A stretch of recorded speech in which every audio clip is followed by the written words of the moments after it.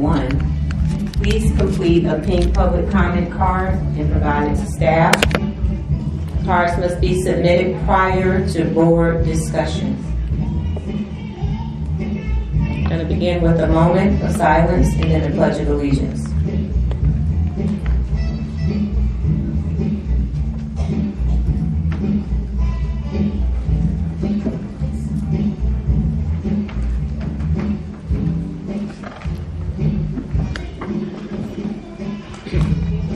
Pledge allegiance to the flag of the United States of America and to the republic for which it stands, one nation, under God, indivisible, with liberty and justice for all.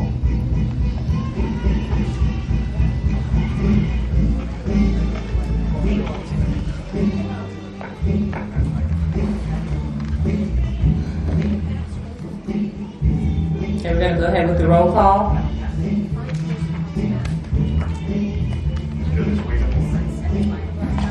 Julius Wiggum. Brother. Margaret Shepard. Here. Edward Kennedy. Here. Cedric Barber II. Present. Buddy McCoy. Here. Renee James. Here. Forum is present. Okay, I'm going to ask that all board members, we're going to need to speak a little louder tonight because of the event taking place downstairs, and also the public, when you come up, if you have a card submitted, please speak just a little bit louder so the reporter can get all of the information that's needed. Going to move to item 3, additions and deletions to the agenda. One moment. Staff, Mario, did you recognize the mayor tonight? And Jeff, you want to do that now?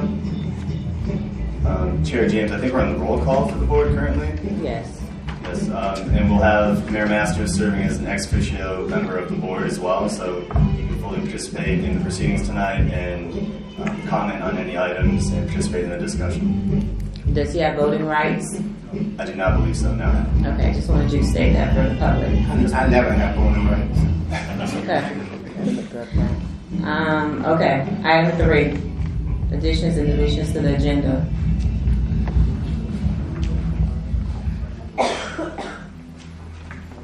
Yes, tonight under additions and deletions, I want to make note that the December 8th meeting minutes have been provided in hard copy form to the board. Additionally, that document is available in the back of the room in our public reference binder.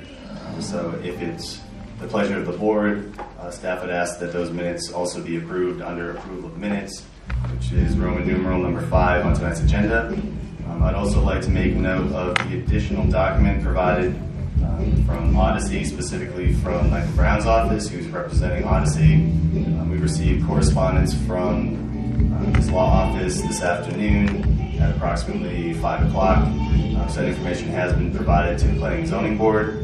Additionally, copies of that information have been provided for the public as well, and they have been placed inside the public reference binder as well. And that is the end of additions and deletions. Okay, is there a motion?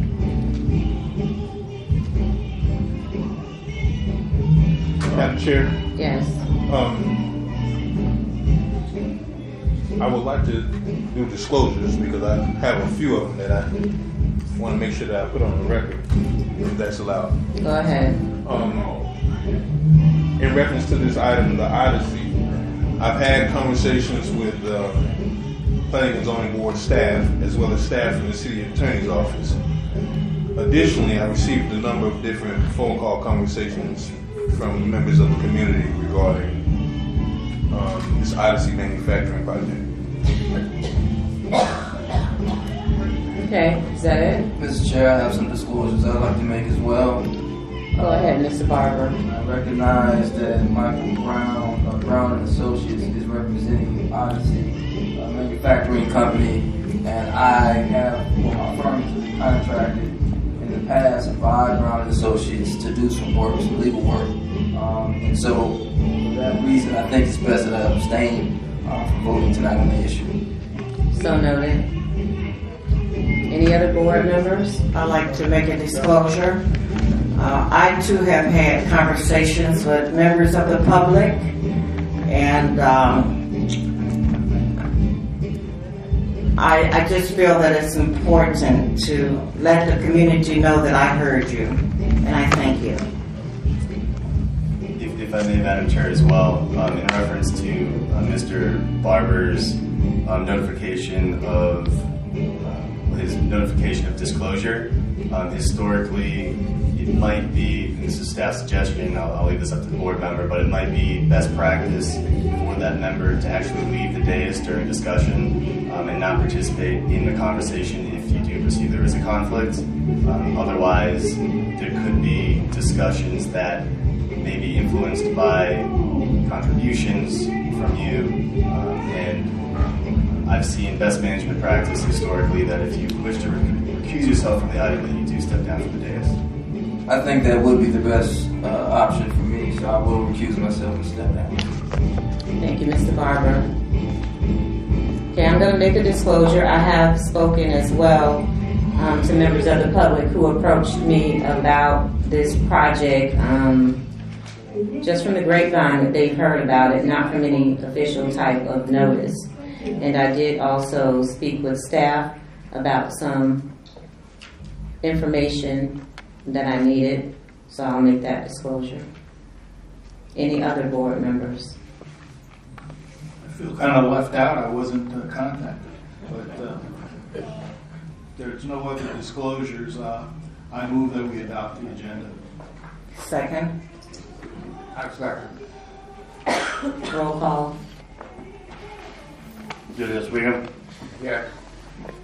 Margaret Shepherd, Yes. Edward Kennedy, Yes. Frederick McCoy, Yes. Renee James, Yes. unanimous voting, motion approved. Here we're going to move to approval of the minutes from the December 8th meeting. Move to approve with the necessary changes, Madam Chair. Is there a second? Second. It's been properly motioned and second by Mr. McCoy and seconded by Mrs. Shepherd. Roll call. Julius Wiggum, Yes. Margaret Shepherd, Yes. Edward Kennedy, Yes. Frederick McCoy, Yes. Renee James, Yes. unanimous voting, motion approved. Okay, unfinished business. There is none. So before we start with the new business, just going to go through the rules of decorum governing public conduct during official meetings in the city of Riviera Beach. There's no talking during the meetings. Impertinent remarks are prohibited, meaning rude or irrelevant. Please turn off your cell phones. Obscene or insulting language is also prohibited. No food or beverages are allowed. Do not approach the dais. Use the public comment cards. We do have a security guard here who will act as a sergeant at arms. There are penalties for not following the rules and then ultimately removed from the meeting. I just wanted to review that with everyone present. I'm glad to see a full house. And with that being said, we'll move into new business. Thank you, Madam Chair. And also, I think you previously mentioned the fact that if anyone here tonight wishes to speak on the item, that they have to fill out a pink comment card. So now would be the time to fill that out and provide that to staff, and we'll provide that to the board. So during the public comment section, you'll have the opportunity to speak on the item as well. If you wish to submit the card and then change your mind after the presentation, that's fine as well. However, historically, we've asked that the card submitted prior to the item being read into the record. So now would be the time. That is correct, and we do have a 3-minute rule for the comment card. So once you come up to the microphone, the clock will start. Yes, and before I read the actual agenda title, I just wanted to give a briefing on the procedure for tonight. So we'll have a staff presentation. We'll have the opportunity for the applicant to provide a presentation as well. And then we can open up for either public comments or board comments. So under new business tonight, we have one item. It's Item letter A resolution of the City Council of the City of Riviera Beach, Palm Beach County, Florida, approving the site plan and special exception application from Odyssey Manufacturing Company for the construction of a bleach storage and distribution facility, including 8 40,000-gallon storage tanks in development phase 1, and a future 11,250 square foot refrigerated warehouse in development phase 2, and a future material storage area within development phase 3 on a 7.1 acre vacant parcel of land known by parcel control number 56 43 42 32 43 001 0000, located on the south side of Dr. Martin Luther King Jr. Boulevard, also known as West A Street, east of 1555 Dr. Martin Luther King Jr. Boulevard, which is known as the Stony Brook Apartments, and west of 1489 Dr. Martin Luther King Jr. Boulevard, which is the current tropical shipping facility, providing for an effective date. So at this point, I'll transition into staff presentation.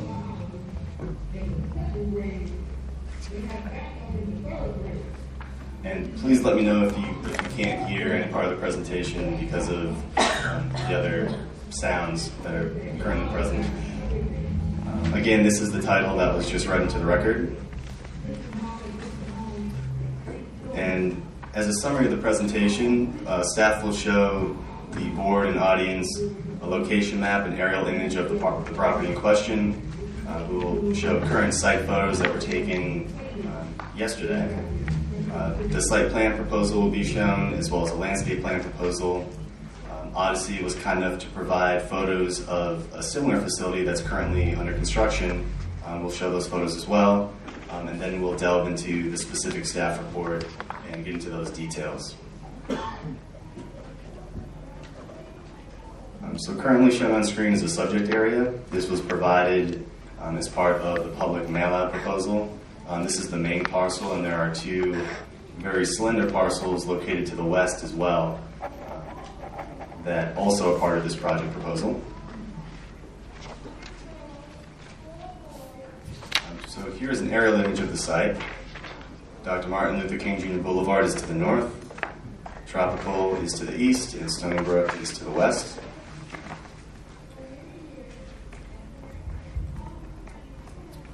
So these photos, and I'm going to go back to the previous screen, the photos that will be shown were taken from the roadway median on Dr. Martin Luther King Jr. Boulevard, and I'll give you a brief description of the angle of the shots as I move through the photos. So this is taken facing in the east direction. You can see tropical shipping. You can also see the vacant parcel of land, which is the current site that's being discussed tonight.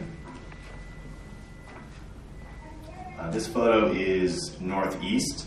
You can see the current operations utilizing the rail line. I believe it is a transfer type of facility as well. I think they have aggregates and gravel, things of that nature.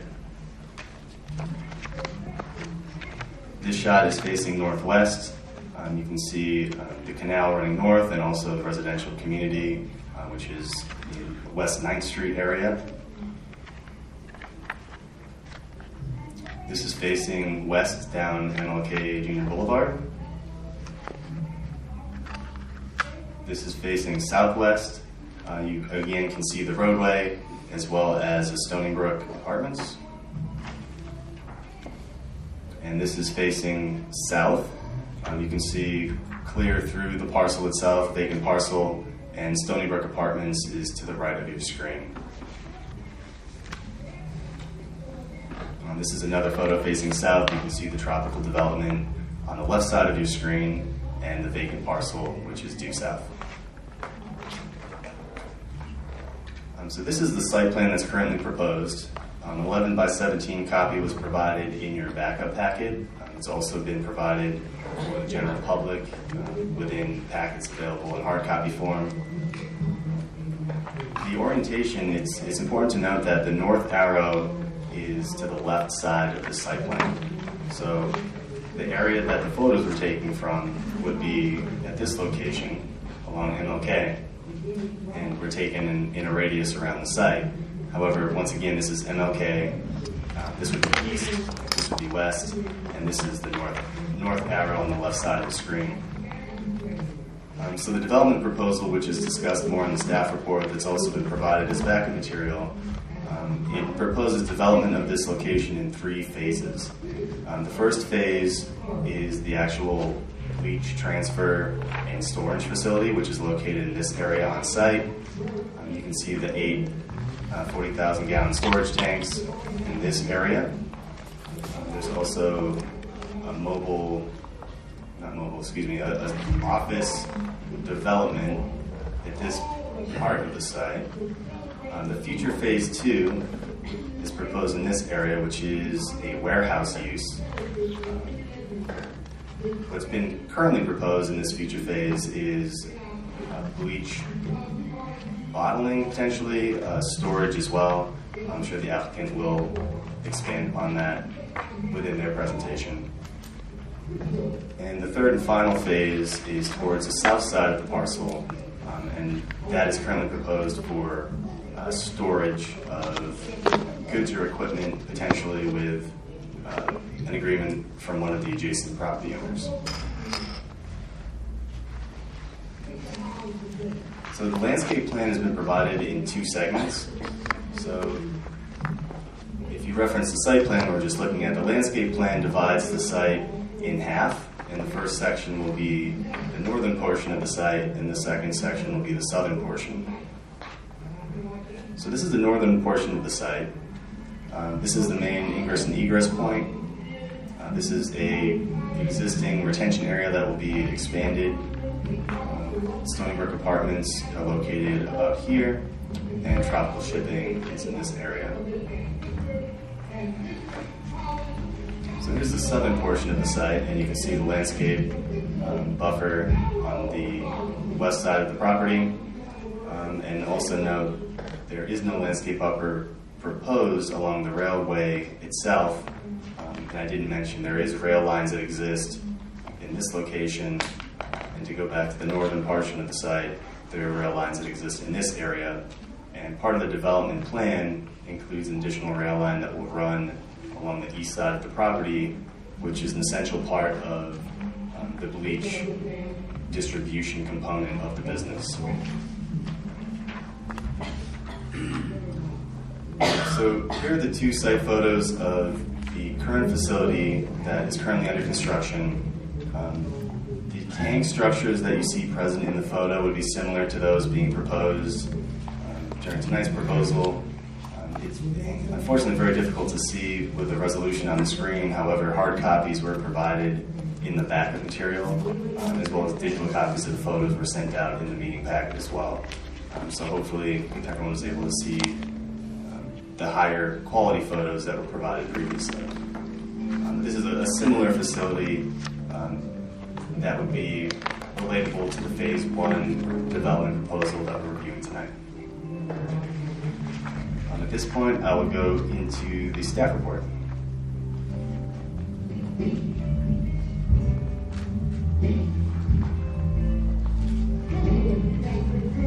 Again, I want to go through the specific staff report that was presented.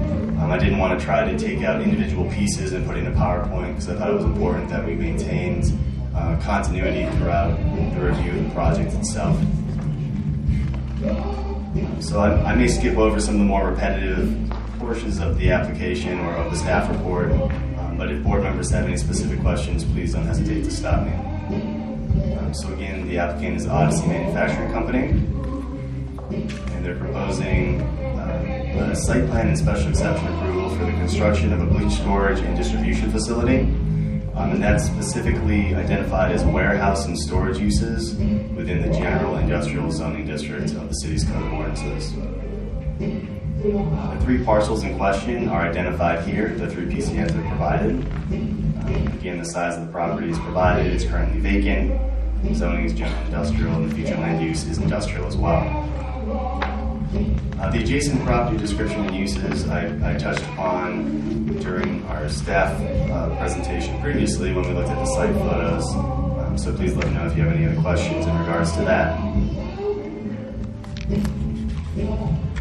So background summary, Odyssey Manufacturing Company submitted an application for site plan and special exception approval. And again, it's a three-phase development approach. Phase 1 is for 8 40,000-gallon storage tanks, for a total of 320,000 gallons stored on site. There's no proposal for manufacturing bleach at this location. So although the company's name is Odyssey Manufacturing Company, I want to make the point known that there is no manufacturing of bleach proposed at this location. There is an off-site location that Odyssey currently has where they do manufacture bleach, which I believe is in Tampa, and again, the applicant can expand more upon that during their presentation. But I did want to make that very clear for the record that there is no proposed manufacturing of bleach at this site. Operationally, the bleach that has already been manufactured would come in via rail, and it would be stored on site and be transported out through a tanker truck. So from that location, it would be a distribution point, and the tanker trucks would provide it to regional customers in the southeast area of Florida.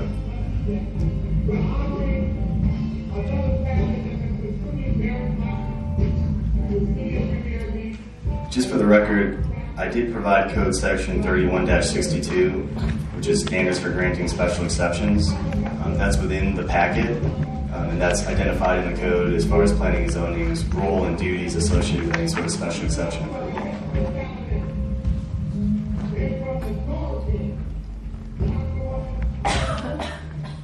So within the backup documentation, there were multiple items that the development team and city staff have been working through.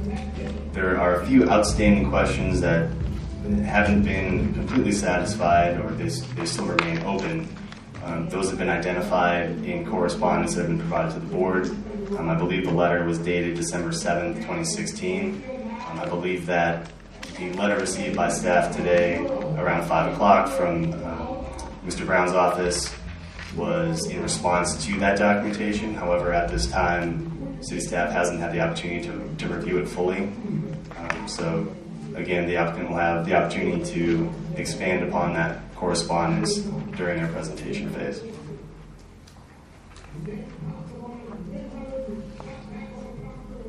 So I want to get into the specific special exception analysis portion of the staff report. The special exception analysis portion, again, is taken directly from the city's code of ordinances, and each item has been identified in the code. So staff has gone in and responded to that specific requirement of the city's code. So letter A, which is ingress and egress to the site, it's currently available through Dr. Martin Luther King Jr. Boulevard, and Odyssey has agreed to add pedestrian striping, a crosswalk connecting the existing sidewalk adjacent to the property. That came about due to a staff comment, being that we know there's pedestrian activity in the area. Specifically, there's schools in the area, so we knew it was important to maintain that designated crosswalk and make sure that there was one in place.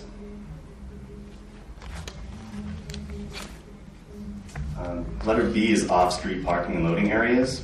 The development proposal really currently doesn't propose much parking, in the way of either pedestrian parking for a typical automobile that would just be seen on the roadway every day, nor have they really proposed any sort of voluminous amount of storage for tanker trucks either. So we feel as if the off-street parking and loading areas have been reviewed and they do meet the city's code requirements.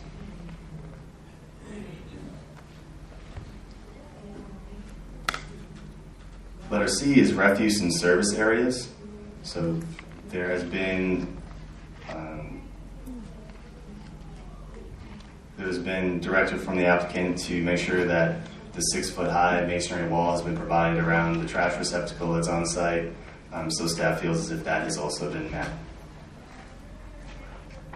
Letter D, which is utilities, including such consideration as hook-in locations and availability and compatibility of utilities for the proposed use or structure. Utilities are currently available in the area, and they'll be available to the site, and we will ensure that they're properly connected moving forward. Letter E, screening, buffering, and landscaping, including consideration of such relevant factors as type, dimensions, and character to preserve and improve compatibility and harmony of use and structures between the proposed special exception and the uses and structures of adjacent and nearby properties and properties generally in the district.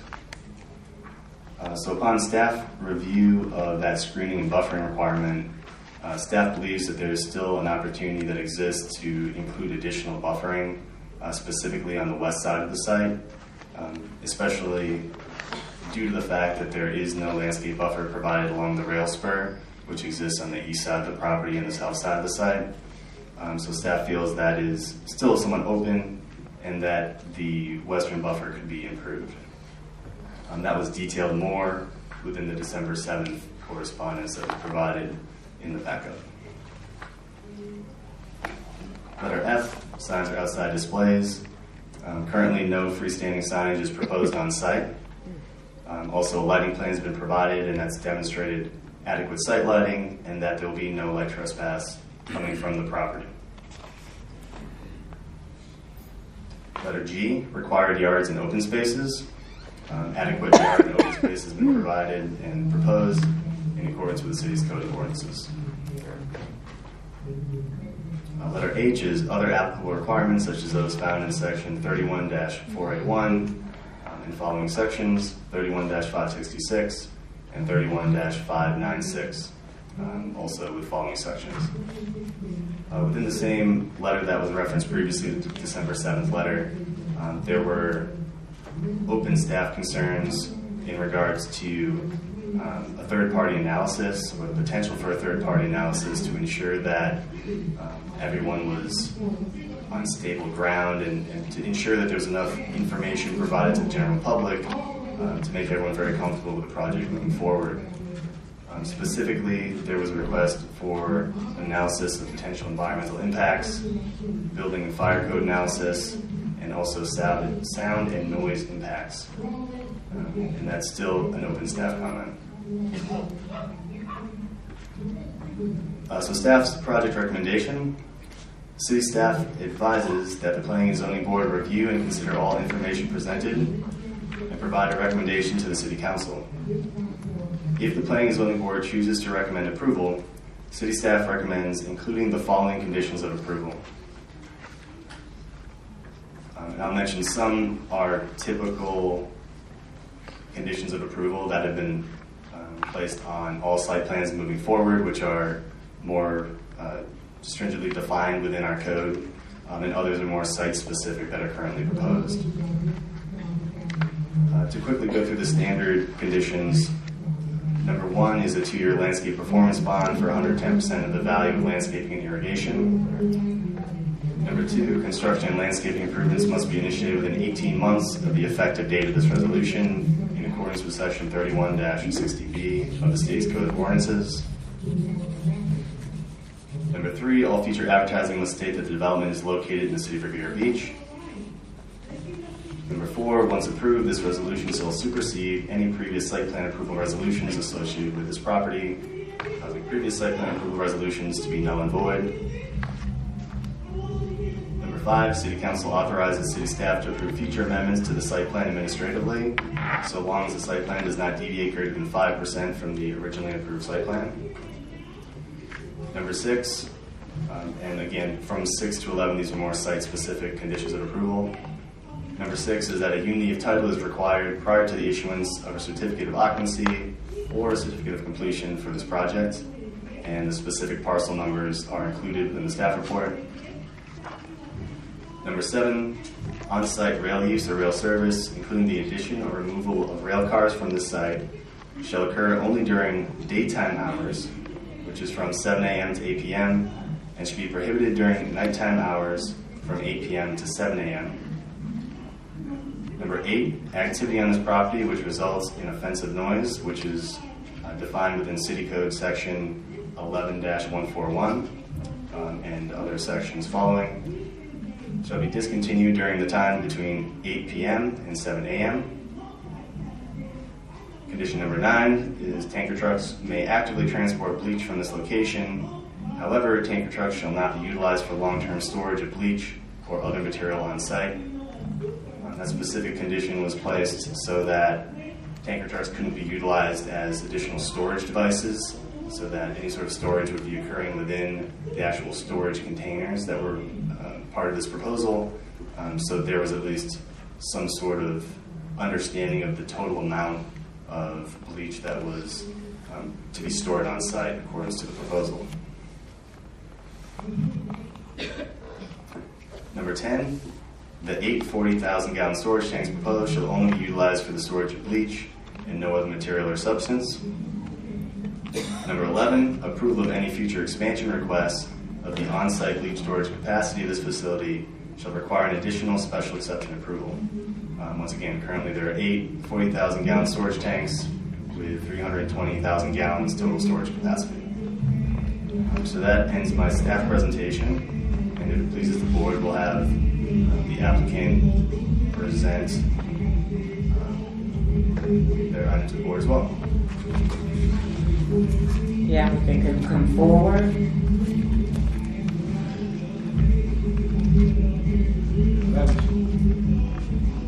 Madam Chair, I'm Michael Brown. I'm an attorney for the applicant. With your permission, I'd like to make a brief statement and then call my client up to make a presentation. Go ahead. Again, I'm Michael Brown, and I have been retained by Odyssey to assist them in this application. Earlier this afternoon, late today, I provided Mr. Gagnon with a letter which outlined some of the really legal issues that I think are important that I want to make a part of the record. In my letter, and I know he got it late, and I know he has to respond to it, need some time to respond to it, but I pointed out that based upon the proposed operation and based upon federal law, my client's operation deals significantly with the shipment over the U.S. railways. And there is a federal law that was passed in 1995 that basically puts any business that's integrally related to railroad service in the jurisdiction of the Federal Railroad Service Agency. With that, local, state, and local governments still have a limited amount of jurisdiction regarding this type of operation, specifically as it relates to health and safety issues.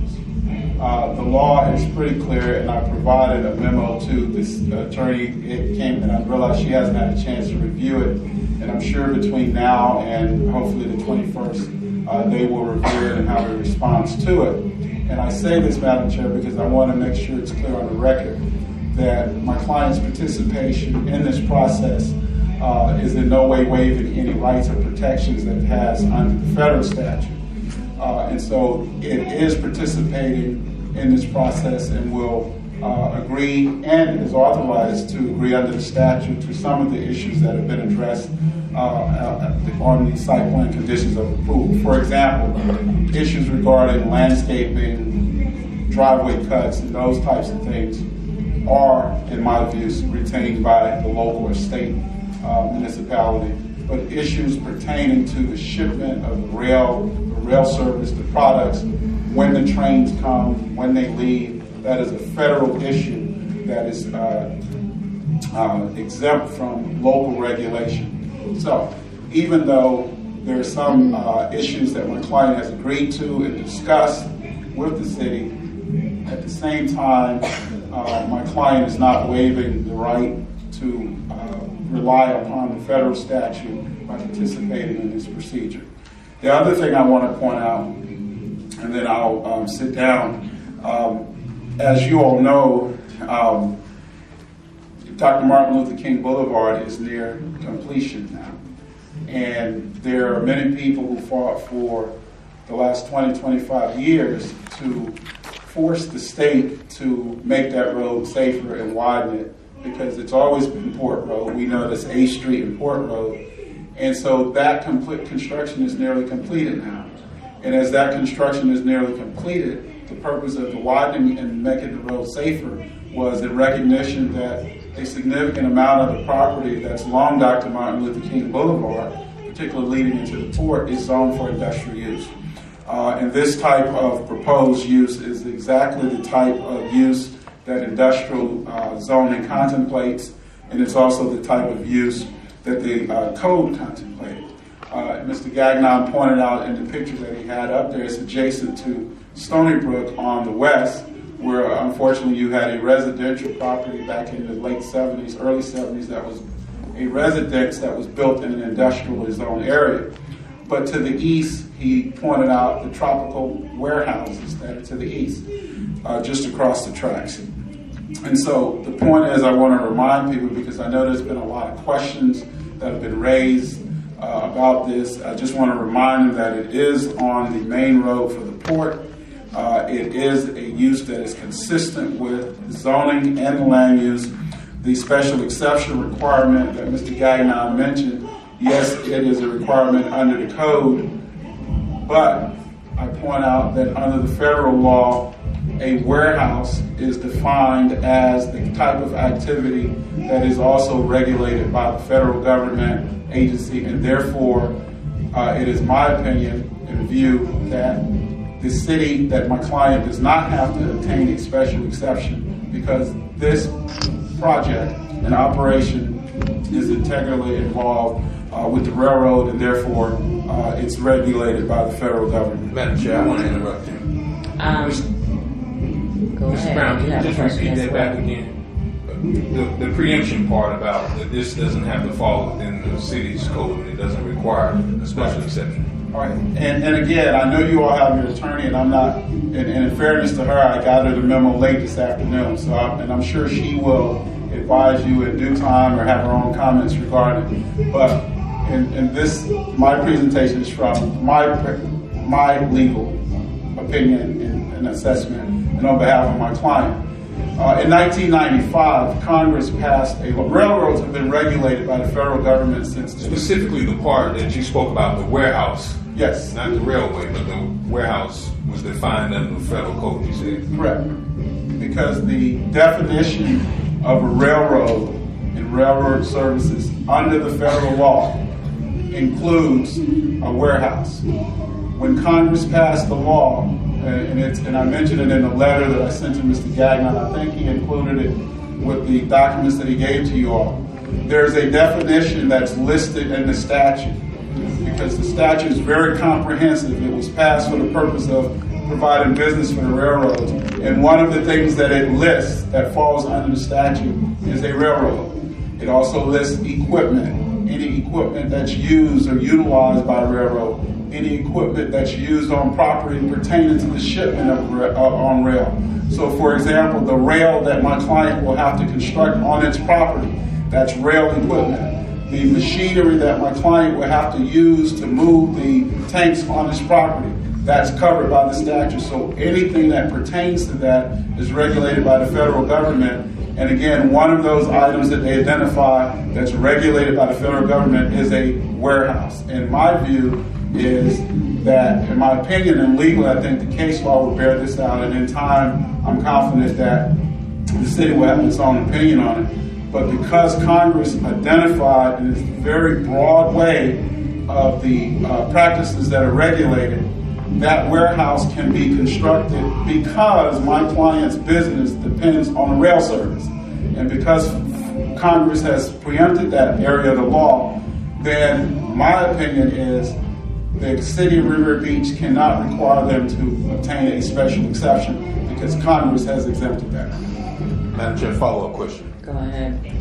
So what you're saying to us in essence, that any property that's a warehouse that's serviced by rail is not subject to local jurisdiction? That is correct. Okay, that's it. That is service, let me make clear. It's a property that's a part of a business, and that business depends significantly on rail service in some fashion. Yes, it is not subject to, in my opinion, local, in my legal opinion, it is not subject to regulation by a local government. And again, your lawyer, of course, they'll review it and will advise you. That is my legal opinion and based upon what's in the memo. And so based upon that, going forward, we're still here, obviously, to go forward. I just want to make sure that that was stated. The other thing I want to point out is that I've heard a lot of information and chatter about this as well. As you all know, I have not spoken to any of you all about this directly or personally. But I also know that there's been a lot of incorrect information passed around. This is bleach. This is the same bleach that you use in your home. This is not gas. This is not chlorine. This is bleach. And so, to the extent that anyone thinks otherwise, is not true. And the final thing I want to say before I call my client out, I've heard a lot of questions as to why is it that this issue was brought at this time, this late, or what have you. I just want to point out that, of course, a client or a mover can't move until they get scheduled or get processed through the system. And I know that my client, although I've only been retained recently, that they started on this process in July of this year. They had initial conversations in 2015, but the first submittals and the information and contact with the city was in July of 2016. And so I know that the city staff is busy and overworked. It was through no effort, no dilatory effort. It was not our issue that it got delayed to this point. We were just working within the process. And with that, I'd like to bring... I just have one question for you, Mr. Brown, before you leave. Why was this letter submitted at 5:09 p.m. this evening? Well, because I'm a one-person office, number one. Number two... You only have one person in your staff? Correct. I'm primarily myself. Brown and Associates is Michael Brown at this time. Number two, the letter was really, I could have waited and just presented whatever's in the letter here. Well, I'm asking because staff's letter was dated December 7th, and that was last week, so you had a week to kind of get the information, and this was pushed, and that's why we're having a special meeting tonight to hear this. So I'm just kind of wondering why staff didn't get this more in a time-sensitive matter, so they would have had time to review it. Well, normally, and I understand your question, normally when staff wrote this December 7th letter, that's the last letter. Normally there wouldn't be a letter back in response to that letter. And as I started researching and got up to speed on the brevity of, or the breadth of the federal regulations and rules and regulations, I decided to put together a letter back to the staff and to inform them, albeit 2 hours before the meeting. I could have waited and just came in tonight and said, here's what I'm discussing. And so it was really just a function of my office getting the letter back to them at that time. That's the quickest I could get it back to them. I've been working on it, and it's quite a comprehensive effort. I also submitted a memo late at the same time to city staff, which I'm sure they will have to take time to review it as well between now and when this issue would come up in whatever capacity on the 21st before the council. But the legal issues are really issues, I think, that ultimately your staff will advise you either I'm right or I'm wrong on it. And I don't think from a practical standpoint, I don't believe from a practical standpoint it'll have much to do factually with what's determined. I was thinking just the opposite. That's going to have a big determination on how we vote if we don't have the direction of staff in reference to the additional information that was submitted at 5. But thank you. We'll go ahead and have the applicant do their presentation. And before the applicant begins, let's please remember that we want to be respectful and have a good meeting, and everyone will be heard. Hopefully everyone has submitted a comment card. Go ahead. Thank you, Madam Chairman. Members of the Planning and Zoning Board, Mayor Masters, general public, thank you for allowing us to be here to make this presentation. First, I wanted to introduce myself. That's me at the top. My name is Pat Allman. For the record, I reside at 707 South Packwood in Tampa, Florida. I'm the general manager of Odyssey Manufacturing Company, and I run the day-to-day operations of the company. A little about myself. I started Odyssey back in 1999, and we've been in the bleach business since '99. I've spent 9 years before that working for an electric company, and prior to that I was on active duty in the Navy for 8 years. I also stayed in the reserves, and I retired after 30 years from the Navy. I also brought with me, as Councilwoman Davis Johnson said I should, our CEO, Steve Sidelko, right here. He's based out of Miami, and he owns a bleach company in Miami by the name of Century Industries. Our local construction manager is going to be Randall Granberry, right here. He was retained about 4 months ago to help me with the planning of the site.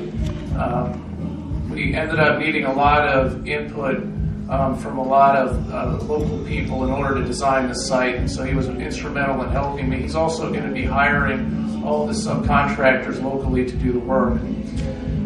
And last, I think you've met Mr. Brown, our local counsel. So our core business is disinfection. That's what we do. So disinfection is a cleansing process to produce safe drinking water.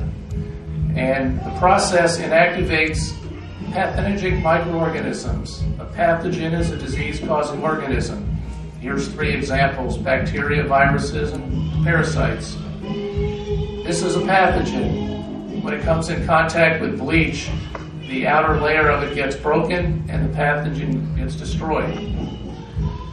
So the primary chemical used in Florida for disinfection is sodium hypochlorite or bleach.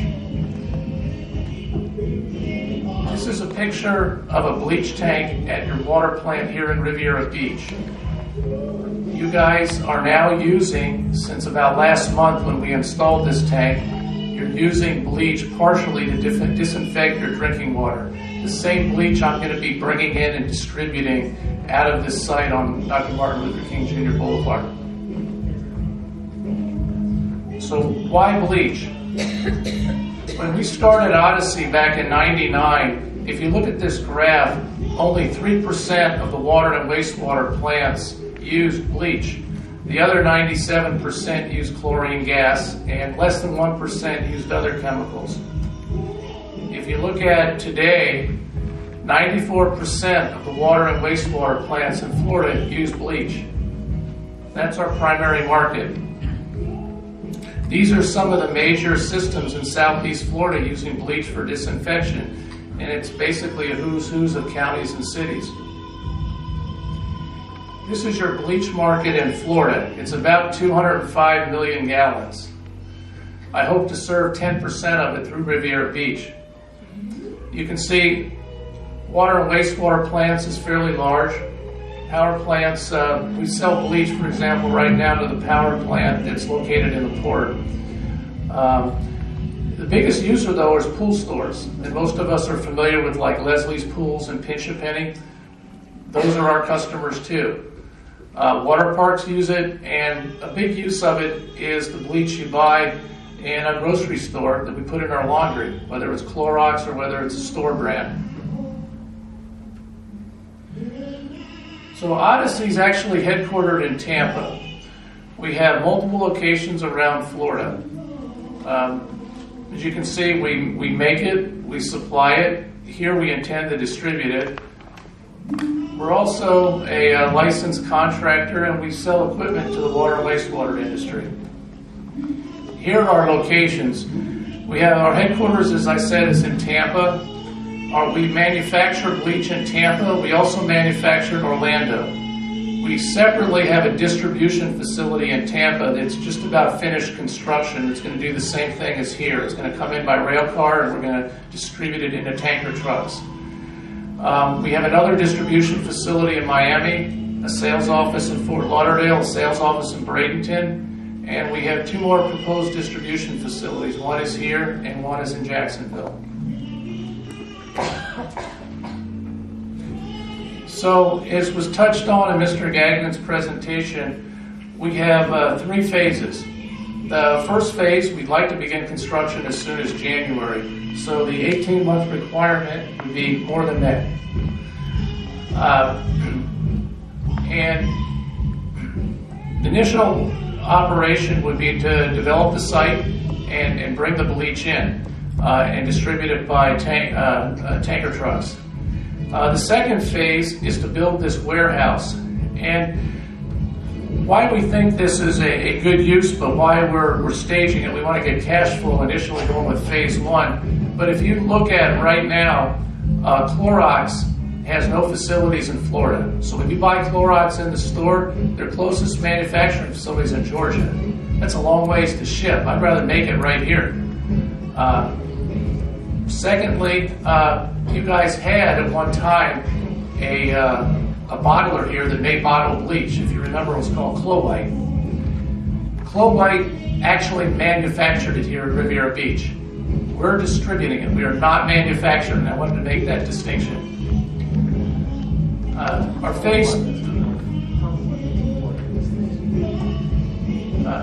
it's an important distinction because the way Clowite did things, they had rail cars of chlorine gas, which were very dangerous, used in the manufacturing process. And we don't have any chlorine gas rail cars. This is a totally safe product, and we're just handling it. We're moving it from a rail car to a tank to a tanker. Our phase 3, we've been in discussions, and we've reached an agreement with a company to basically lease the bottom half of the property from us, and they're going to bring in aggregates like stone. They're in discussions with one of their biggest customers, which is CEMEX, which happens to be located on the west side of the property, to bring in the raw materials for them. And when I show you, I'll put the plan back up. There's 2 rail spurs that aren't being used right now that they plan to bring the product in on.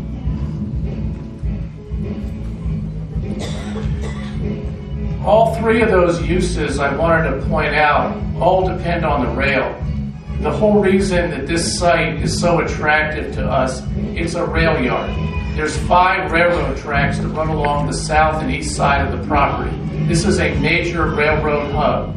It's very actively used right now. It also is the interconnection point with Florida East Coast and CSX.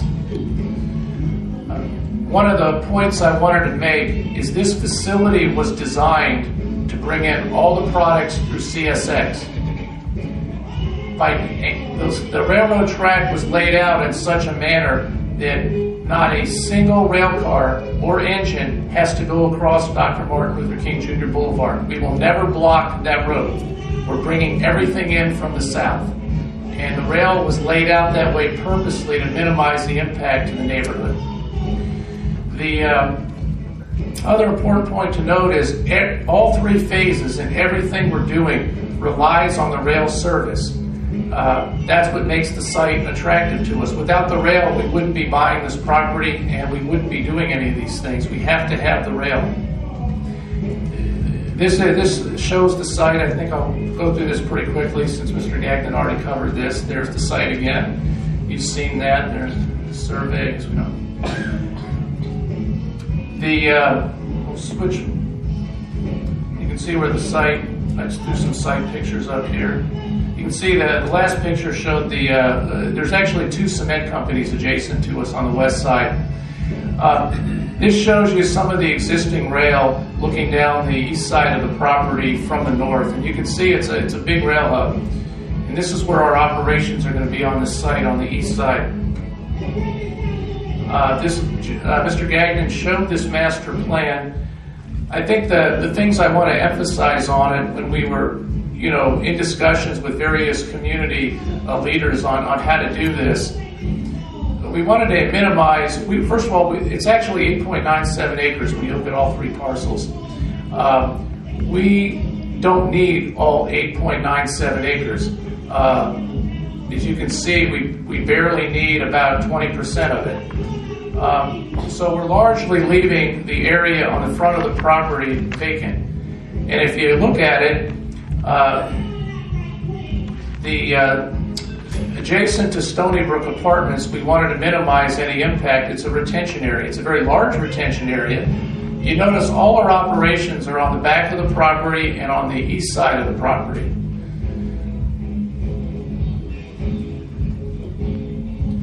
This is kind of a blow-up of the north side that kind of shows you what I was talking about.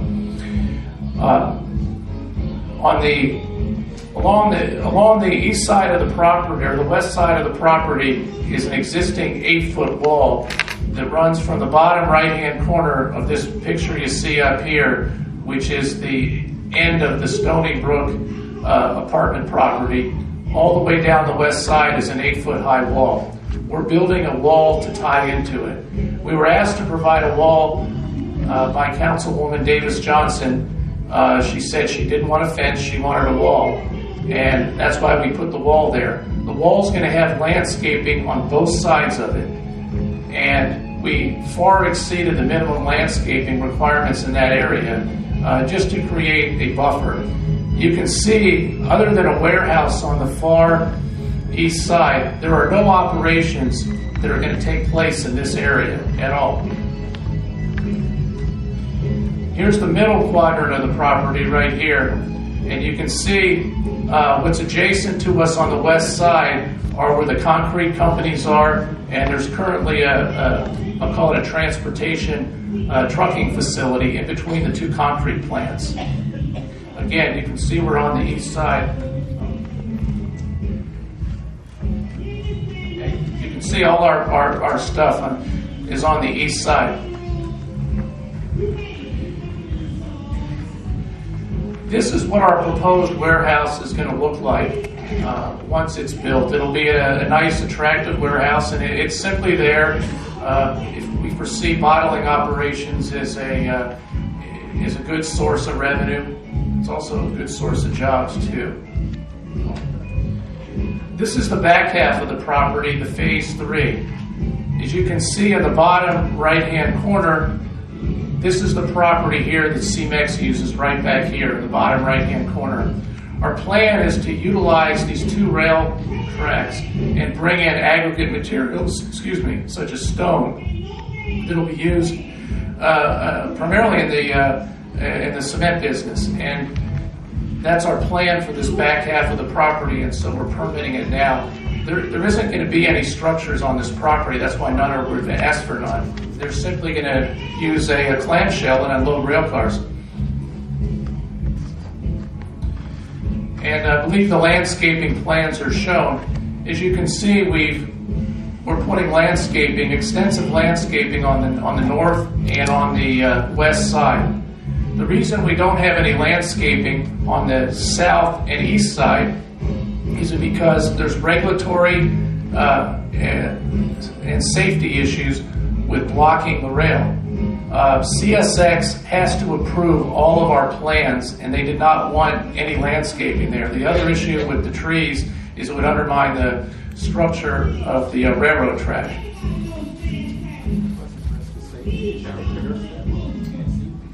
Yeah, from the safety and security perspective, you have to. The rail has to be totally clear. It's federal law. You've got to be able to see anybody that's anywhere in the vicinity of any railroad operations.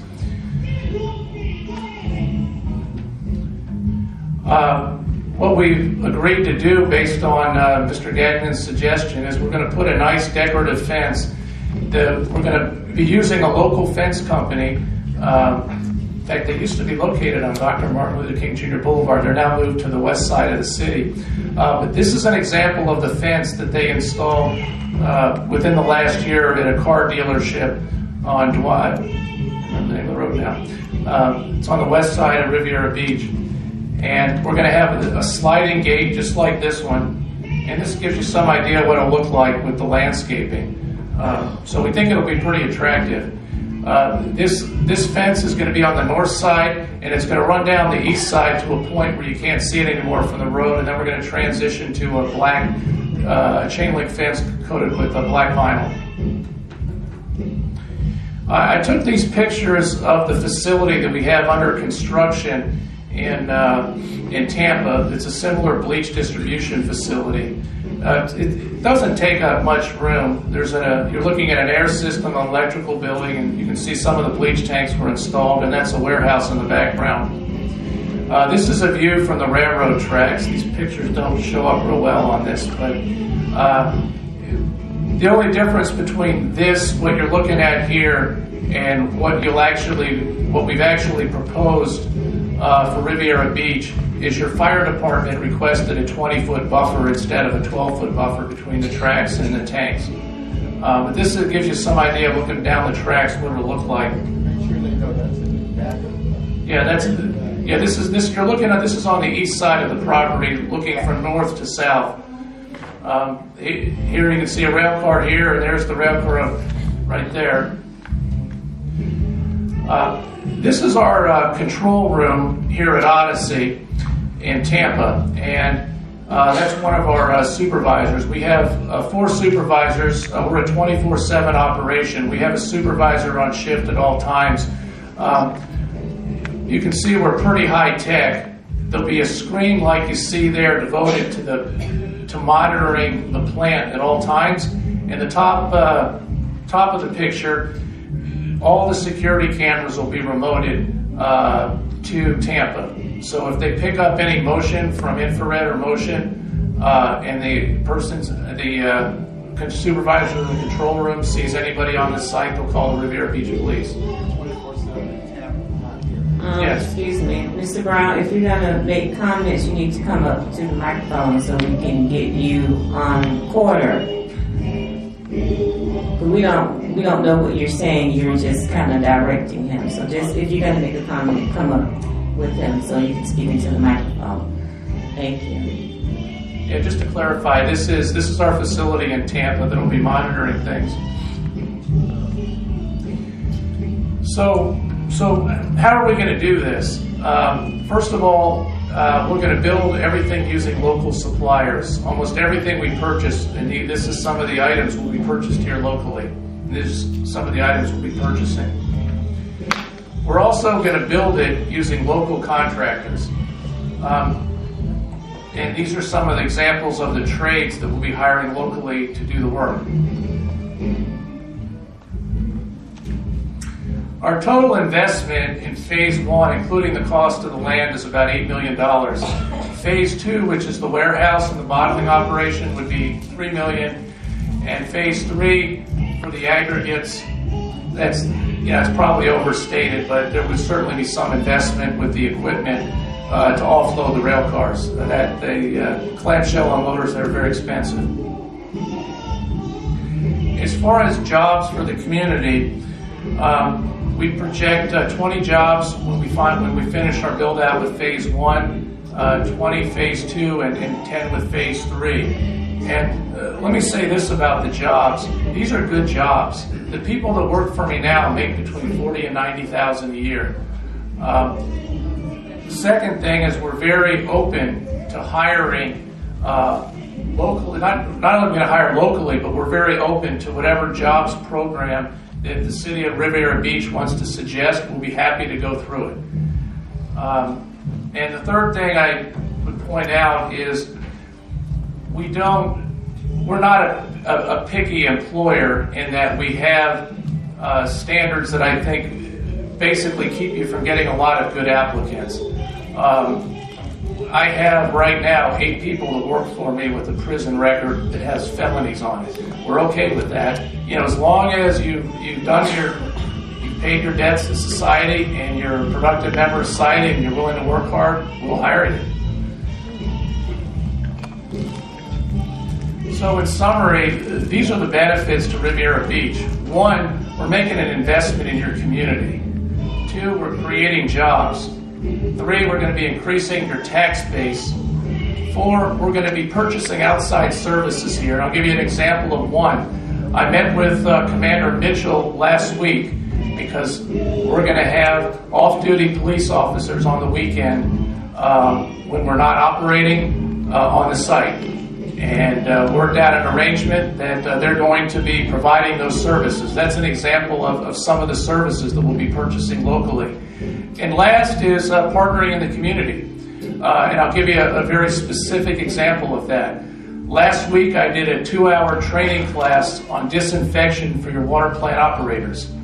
It was required as a result of a consent order that was imposed, and I think the training went real well. I didn't charge any money for it, and the bottom line is all the operators that were present got continuing education credits toward their operator's license. That's one example of how Odyssey partners with the community.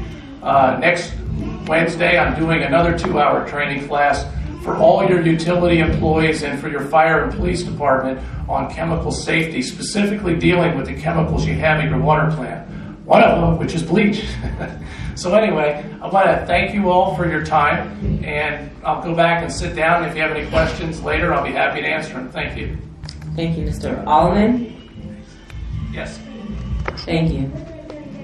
Okay, we're going to move right into public comments. First up, we're going to have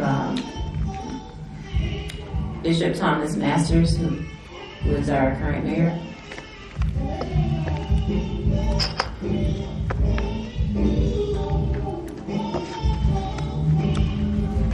Sir, I'm going to speak as Bishop Thomas Masters, pastor of the New Macedonian Baptist Church, which is just a few blocks away.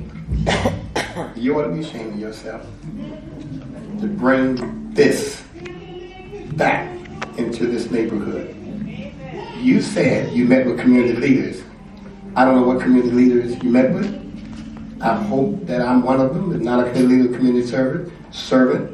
You've never met with me. Never sent me an email. First time I saw you was tonight. And I want you to read my lips. I, as a pastor in this church, I am totally opposed to this. Call it whatever you want to call it. Please, call it whatever you want to call it. I don't want to see it anywhere where there are people living close by in the neighborhood. And you pick the right street. And let me tell you why. Dr. Martin Luther King Jr.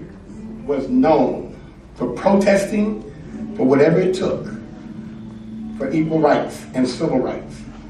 I'm going to tell you, as the pastor of this city, we will lead civil rights demonstrations, protests every single day till you get the message. We do not want this anywhere in the city of Riviera Beach. Now, if you want to take it somewhere out in the woods somewhere.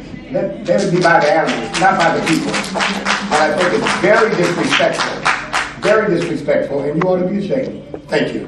Thank you, Bishop. Next we have Gracie White.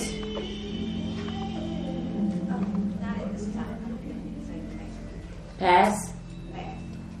Okay, we're going to have Mirma Bird. Forgive me if I pronounce that wrong.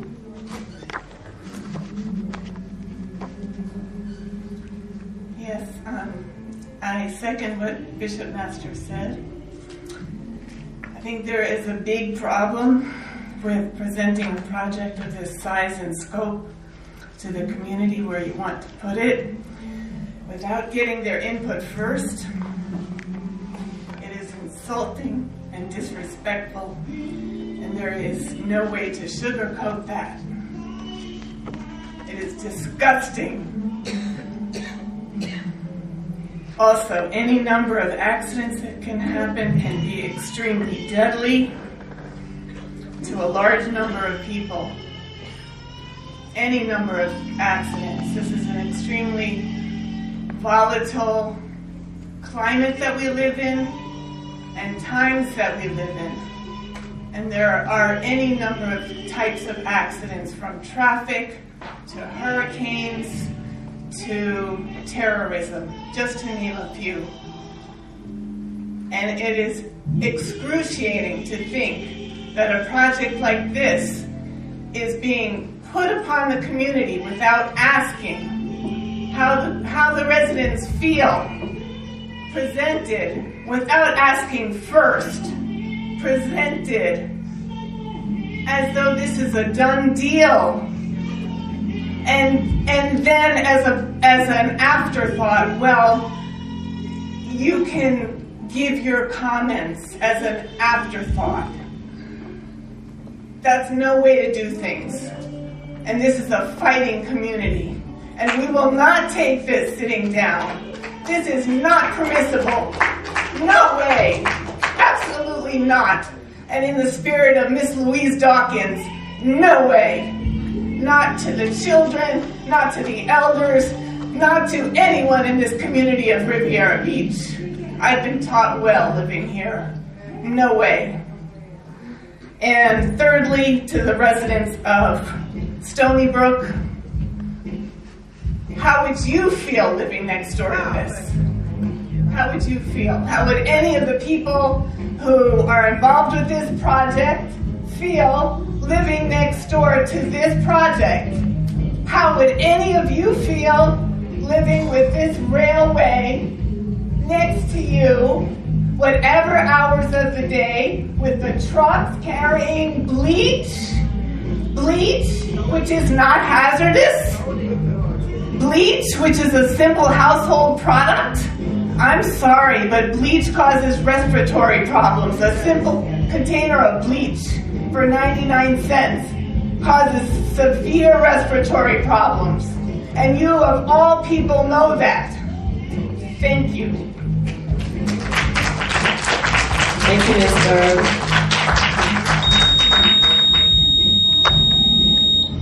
Next up, we have Andrew Bird.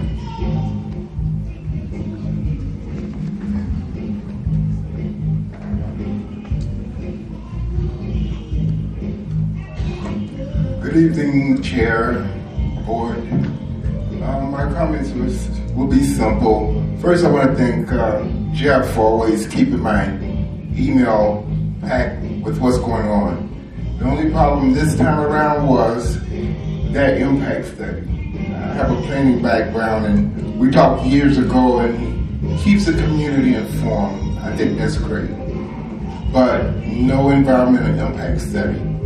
And to Brother Brown, I would just like to say, we went through this before. You need to have the community engaged before you get to the Planning and Zoning Board.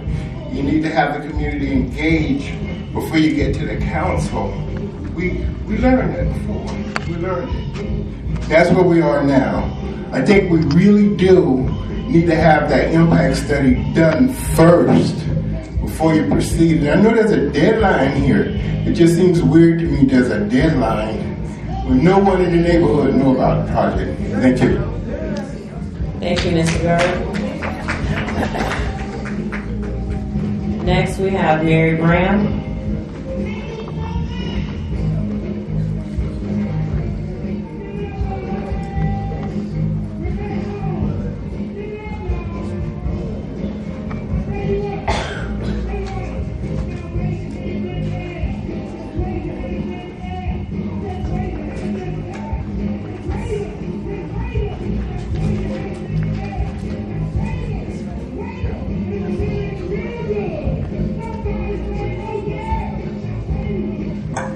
Good evening, Miss Mary Brown, Riviera Beach. I finally get a chance to meet Mr. Granberry. When I stated in the chambers that I talked with him, I think the latter part of September, when he called me on record, I said, hell no. No. So I finally get a chance to meet you, and it's no offense to any of you all. We've gone this route before. Attorney Michael Brown, 1995 federal code, when he stated warehouse to be a distribution with paper towels, canned goods. It doesn't stipulate that we have to have a sodium chlorhydric bleach. This company deals in sodium. You all know what sodium is? It's acid. It will eat you up. We breathe it. Combustible by heat. So we don't care what it takes. If the city has to have to battle this, residents, give me a cheer. Won't we battle this? We will take this to court and say no.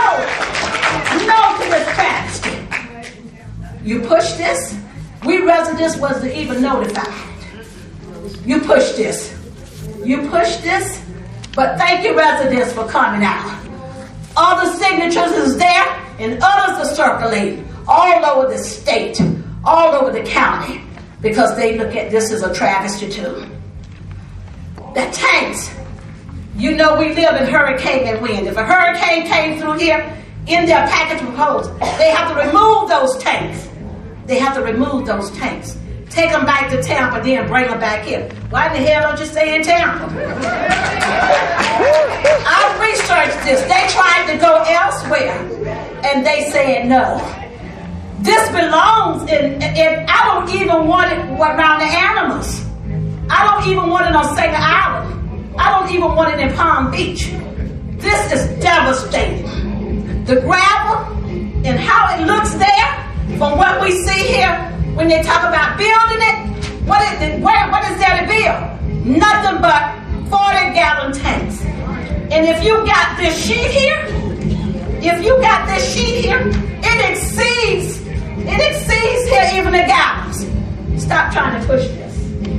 I respect your business, but not in our city.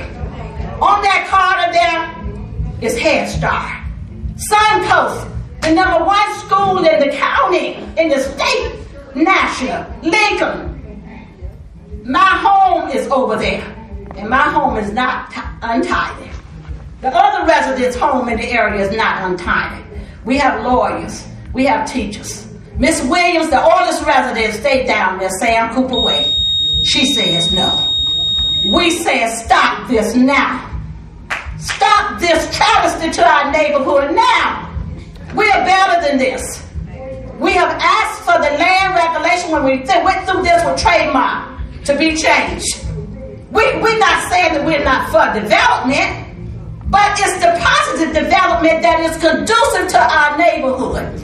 And this study the city asked for a noise study. They refused because they said that they didn't need it. It's in your backup. It's in your backup. We will have noise and vibration. It's there. Ms. Graham done read it. Ms. Graham done read everything about this travesty here.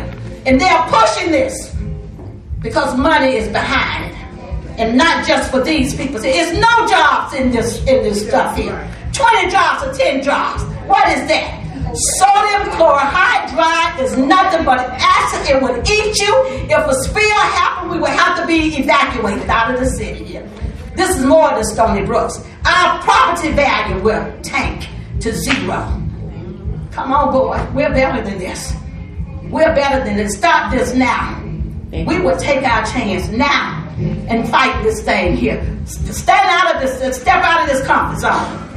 Michael Brown talk a lot of bull because see, he getting paid. That's his job. But when you talk about warehouse here, 1995 loan here, warehouse here, that could contribute to anything that we may want to make it conducive to our resident area and for that zoning area. It does not specify sodium. It does not specify that. Thank you. That's what they're trying to do. Thank Respect us. Please, we ask you out of decency and respect. I didn't even get a notice. A lot of the neighbors didn't get a notice. And they tried to push this last week. I stood in the chambers and I told the Georgia Council that this travesty was coming in our neighborhood. But you thought that we wouldn't be here? You sadly mistaken. It's all out there. And we know who's pushing this. We know who's pushing it. Our babies, all of our lives are at stake. This will not just affect Stony Brook, this will affect our entire city. Come on. We can put a stop to this and demand accountability from our staff to do the things that are right. You work here, you get paid good. To stop pushing these dirty deals from the city manager on down. We need a clean out in this place here. And we're going to do it one way or the other. The children, the neighbors is there. The elderly is there. The fumes, the dust and stuff. This stuff gets in the dust and evaporates. It will eat our paint off our cars. From 7 a.m. to 8 p.m. at night. Thank you, the trucks will leave at 5 o'clock p.m. Thank you. Come on. I've had enough of this. Yes, I'm ready to go to that. Next, we're going to have Willie Daniels. And I want to be respectful to everybody who's here because you submitted a card, but please, let's try to stick to our 3 minutes as much as possible. Willie Daniels.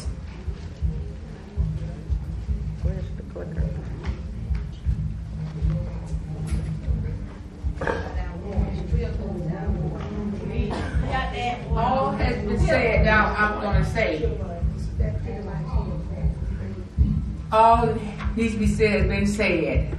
And I do not want this in our neighborhood because we are small kids, kindergarten, whatnot, older people. This is not for us. Thank you. Thank you, Ms. Daniels. Next we have, I believe it's Esther Hightower.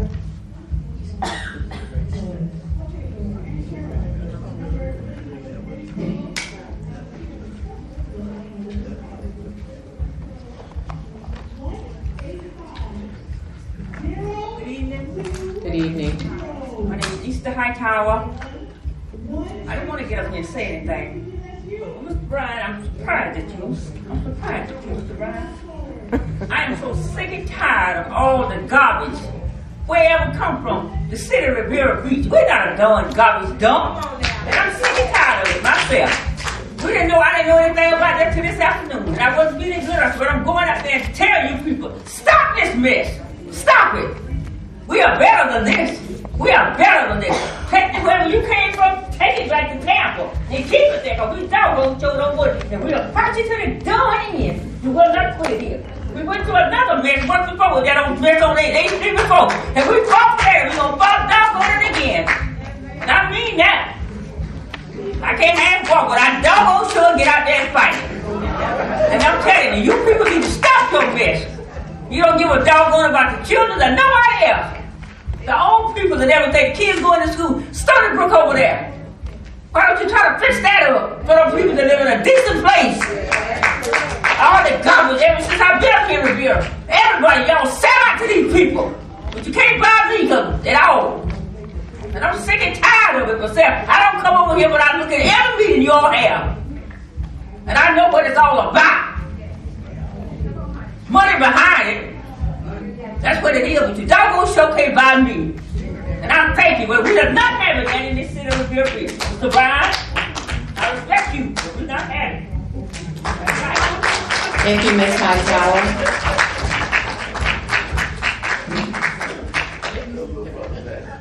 Next up, Gerald Ward.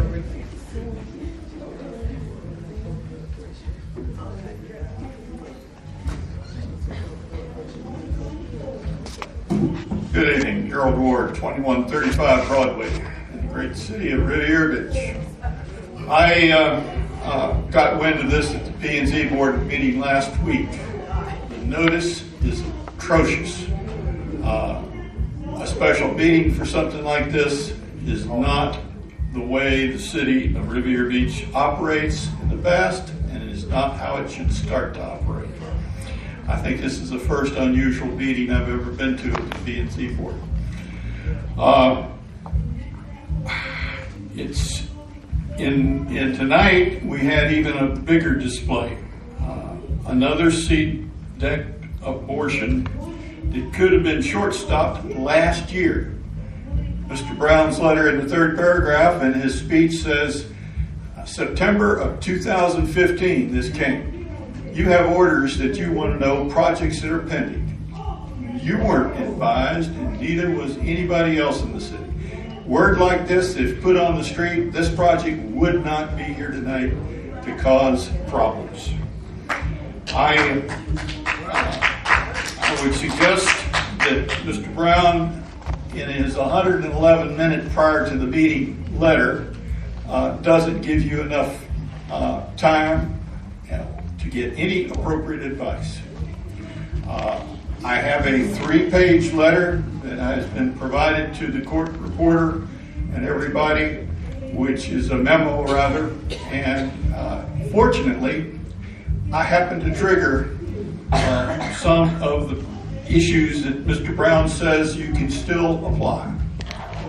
Safety, health, So if you read my treatise, I won't have time to go through it all, but I did address the fact that there are severe health and safety issues. I brought you a 1:200 scale aerial. And unfortunately, like all government, when I bought the copies yesterday for $28, I found that the one is different scaled from the other one. But I drew a circle on there of a half a mile, because if you take the backup that they provided on the 4th of September, you see they referenced an emergency response guidebook guide, number 157. Now, I think they failed to do the right one. If I was the responder out there, which I'm certified to do, I would use 154. But both of them require you consider an evacuation of a half a mile. That takes in part of Suncoast, Lincoln Elementary, goes west to Congress Avenue. And that's a lot of people. Nobody has talked about how you do all of that. And that's part of health and safety. So that was asked for by the police department, asked for in the letters. So you have not been responded. You don't have the letter of response of November 7th from the applicant. It's the first time ever I've seen the staff write up a report and not give you what the people say, the applicant. So take a look at that. I would find a solution. It does cover Harmony Heights. It covers Federal Gardens. It covers Stony Brook, as everybody's talked about. So we have a severe problem that is not being planned. If there is an accident with fire for the tanker trucks, and the logic of Mr. Brown just escapes me. So the great solution of the planning board is to proceed to defer and request that your attorney provide a comprehensive written analysis to you, then sit down and discuss that same analysis with the applicant, and then schedule a meeting for you as soon as they've been able to do that. That stops the show until you get better advice. But I don't think that what was presented to you tonight holds water. I've been involved in all Florida, all aboard Florida, for train issues on the water. And I think that what was represented tonight is not the law that was enacted in '95. The people still have control. And I wish you would try that first. Thank you, Mr. Ward. Next up, Audie Wilson.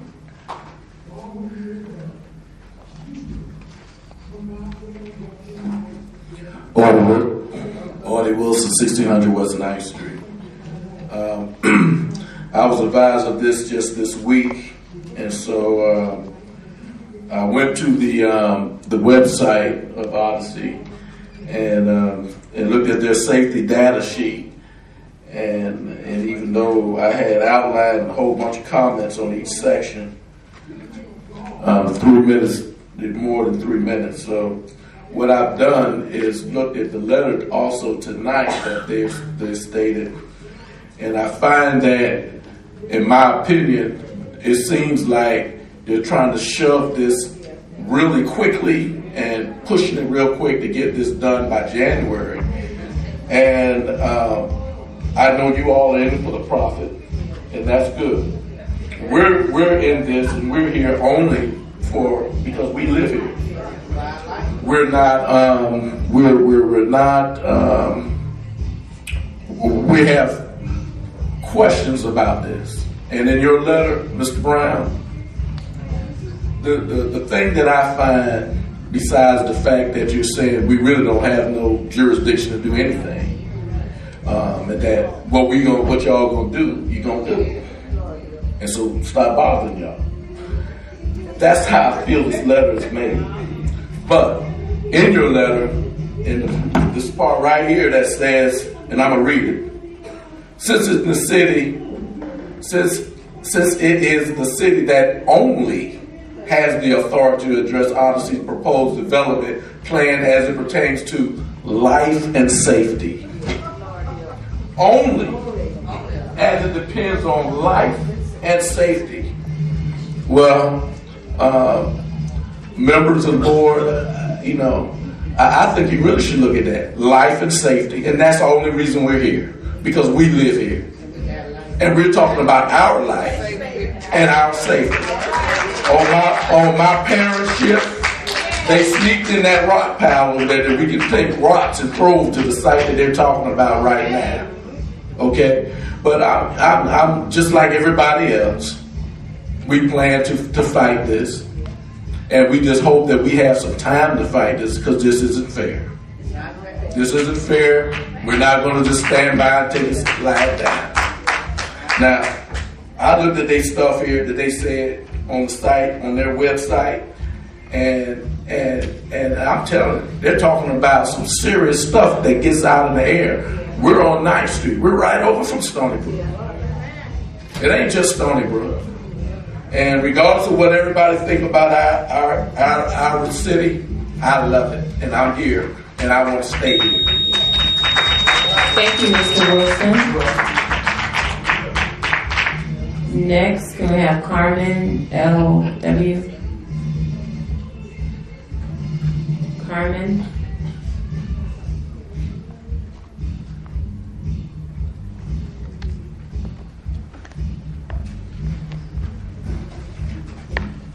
Good evening. Good evening. Carmen Wild Goose, 821 Avenue N, 33404. To the planning board, council members, the mayor, and others, I came out tonight as a resident of this area to voice my concerns about the project. Our residential neighborhoods are being overtaken by industrial entities, and I feel like we're being squeezed out of our communities. The project proposal admits that the bleach is a hazardous chemical. So why would the city allow this chemical to be transported and stored in an area where there are children playing outside, walking back and forth to a nearby school? Some of us have respiratory issues which are affected by additional exhaust fumes from various vehicles that would be used in transporting the hazardous chemicals. Exposure to poor air and water quality has a negative impact on the learning capacity of students. And Lincoln School, there's Callaway Recreational Center, they are right in that area. Our children would be affected. I believe that there are environmental risks that may have a negative impact on our water supply, if there's any kind of leak, air quality, and the quality of the soil in the event of any kind of accident. And these are good reasons why we should not change the zoning for this project. What happens to our property values?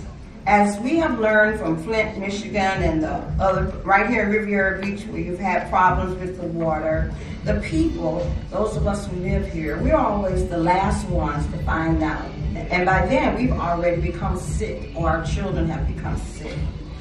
Jobs are mentioned here as an incentive, but there's no way to guarantee that those jobs are going to be given to our people, our residents. We do need jobs, we do need development in our area, but can we not look for other companies who would not put our quality of life at risk? I'm asking that you respect our neighborhood and decline this rezoning application. And even though the federal government says that they have the right to put a warehouse there because of the railroad connection, it doesn't say that it has to be a warehouse where there's hazardous chemicals. It could be any kind of warehouse. And so I'm asking you not to put this in the place where I live, work, and play. Thank you. Thank you. Next up, we're going to have Dorothy Danforth.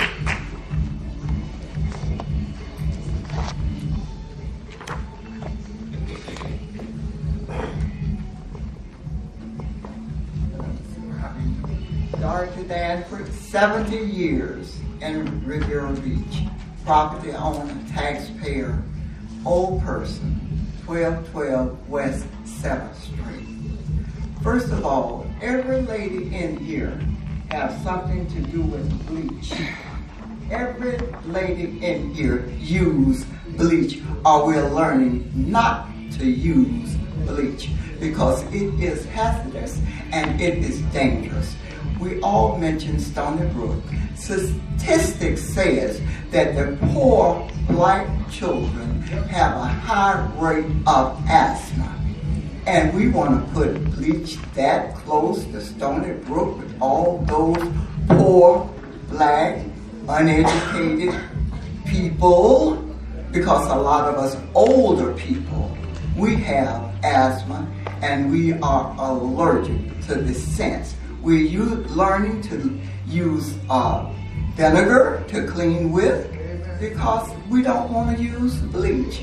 And I understand, the young man said, he mentioned prisons and prisoners, people with records. It's very easy when you're poor and black to get a record by age 14. We do need jobs for our children.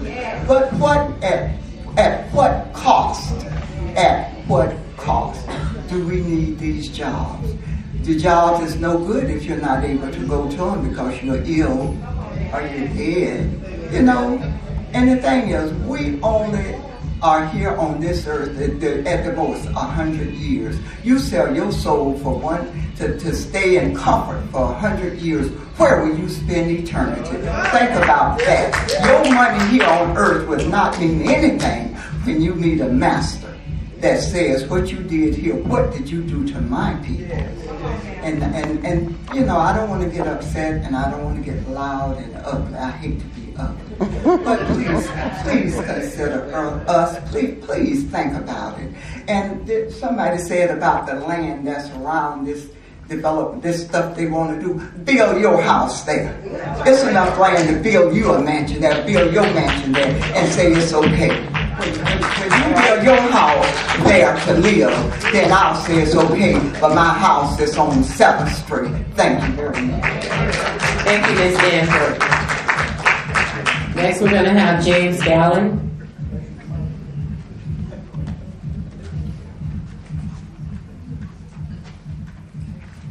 Good evening. Good evening. Thank you, Jeff, for the information. That's the only way I knew what was going on. I've been here a few times now with different things that has been going on in this city. We didn't want the trash there. They're not there. We don't want this bleach there. Please don't put it there. My wife cleans with bleach. I know what it do to me when she cleans my house. Burns my eyes. So don't do this. We've had enough of this in this city and it don't make any sense. So I'm asking you, please don't do it. Thank you, Mr. Gallen. Next we have Ernestine Gordon.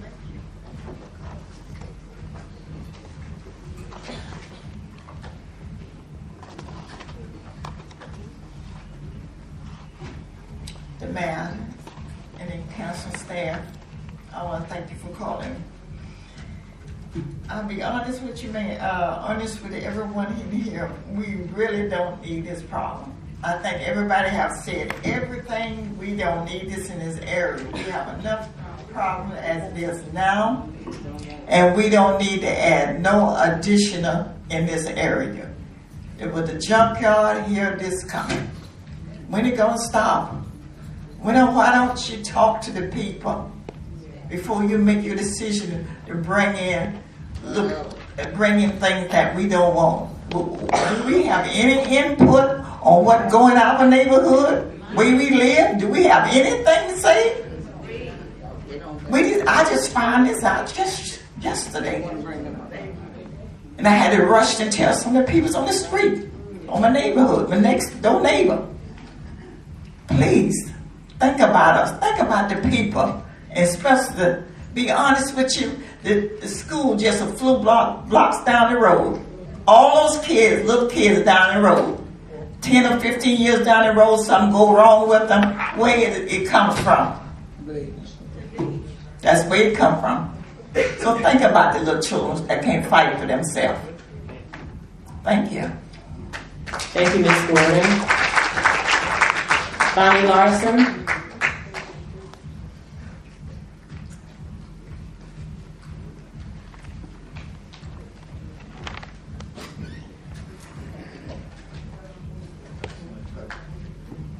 Bonnie Larson, this was hard to find out about. Can't find P&Z on the internet. Just can't get there. Keep going. I'll talk about that during public comments. Okay. I'll try to talk about some things which haven't been brought up yet. They talked about the parking spots. They don't have enough, and also they were way too small. The conflicts with the proposed location of other water utility. There is a problem with the location of water utility lines and shade trees in the area. So what are they going to do about that? They talk about, this is a big one, they talk about, please describe the pre-treatment process required prior to discharge into city sewers. It's going to go into our sewers, our wastewater. We're asking them, we shouldn't be asking them, we should be telling them. We have to remember Solitron. How many years did we deal with that?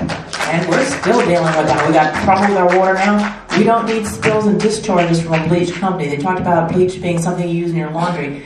When you open that bottle of bleach, whoo, you almost pass out. That's a small bottle. The intensity of the bleach that you use in your clothes is not the intensity that they put in water treatment plants. It's not the intensity that they use in pools even. Big difference in bleach intensity. So we're not talking a simple bottle, which you can almost pass out from that. They talked about site lighting was omitted. Review the project for compliance with the city code. Turf areas may be beneficial to. I'm trying not to repeat here. Let me just go to some of our comments from our city staff. Like I said, and furthermore, no applicant, no matter what they're proposing, should come in here and tell the city of Riviera Beach when it's going to go to the council, you have to vote tonight. No applicant should be able to do that. Come in here and tell you to vote tonight when you don't have all the information, and then tell you it's going right to the city council. You can't vote properly if you don't have the information. Our city, what is he? This is from Jeff. All right, he's saying that they need to hire fire and building code and sound experts, things like that. I'm trying to rush here. Our city engineer said that they need to increase the stabilization upgrade to 12 inches. The report only provides peak stages without the output. I can't read this fast. The safety record of the Odyssey manufacturing has not been provided. That's very important. They're in Tampa. Why aren't they doing this in Tampa? Why don't they expand over there? Why is it always Riviera Beach? Regarding the security plan, there was no security plan. Now we hear tonight they're going to be monitoring from Tampa. They're going to be hiring local. They have to hire locals. Palm Beach County, you can't bring in people. It's not going to be necessarily Riviera Beach people. Oh, here. This is from our utilities engineer. He says, any discharge of bleach and other chemicals into the district's wastewater collection system shall be governed by the city of Riviera Beach. So we're talking about spills, and we're talking about this bleach and other chemicals, probably other chemicals, they haven't mentioned which kind, going into our water system. The environmental report that was supposed to be, it only included for plants. We have environment, we have in our water, and we have in the ground that we're walking on. We don't need this. I bet they were turned down on every other city that they applied for. So, and also tonight, get the information former Mayor Brown said where we can't control what happens in the warehouses. You get that information from him. You read it yourself, and you dissect it yourself. Don't take somebody else's opinion just because they come up here and say it. This is our lives, our safety, and our health. Thank you. Thank you, Ms. Larson. Last up for public comments, we have Madeline Irving.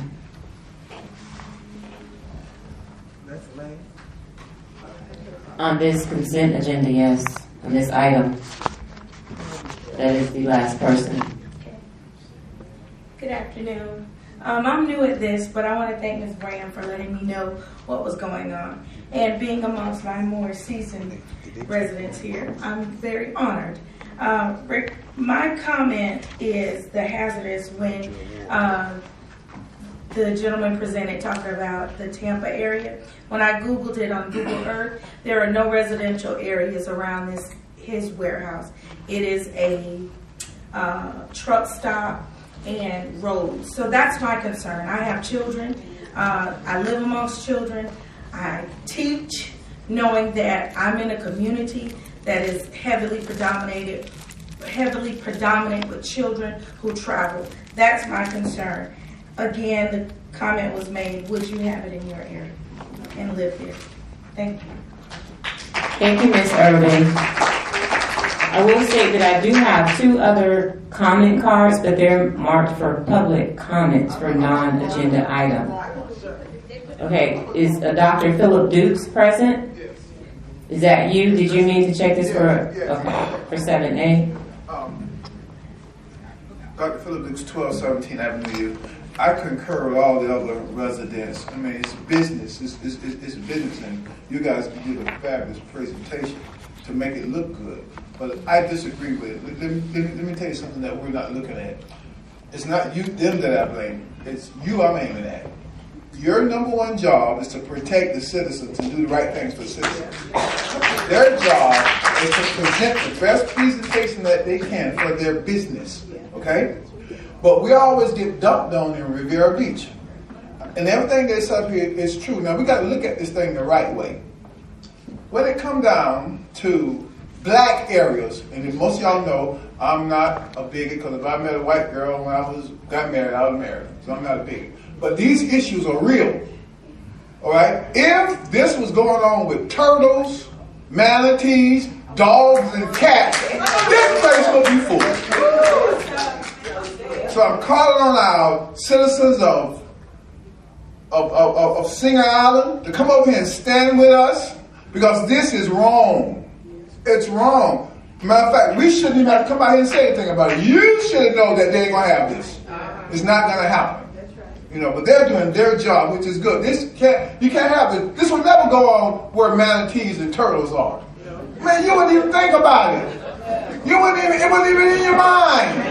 You know, you can't do that. You see those manatees over there. But black people's lives are always less than. And I'm not trying to play the race card. I'm just telling you, I'm a historian of American history. Okay, I'm an expert in American history. This is a problem all across the country. Always have been. This is a part of modern day Jim Crow. Extremely disrespectful and genocide. It would never happen to manatees. It would never happen to white spotted owls or brown spotted owls. But black people, well, they can take it. No, that's not going to happen anymore.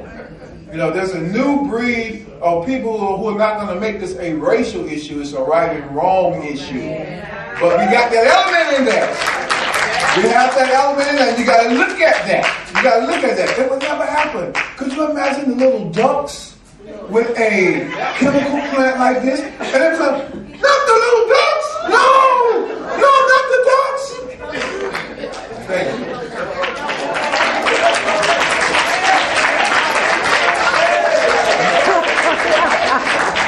Thank you, Mr. Dukes. Okay, there was one more person that had a card, but it's marked for public comment. So if this person meant to mark it for regular agenda, I'll give that person a chance to speak, and that's Bessie Brown.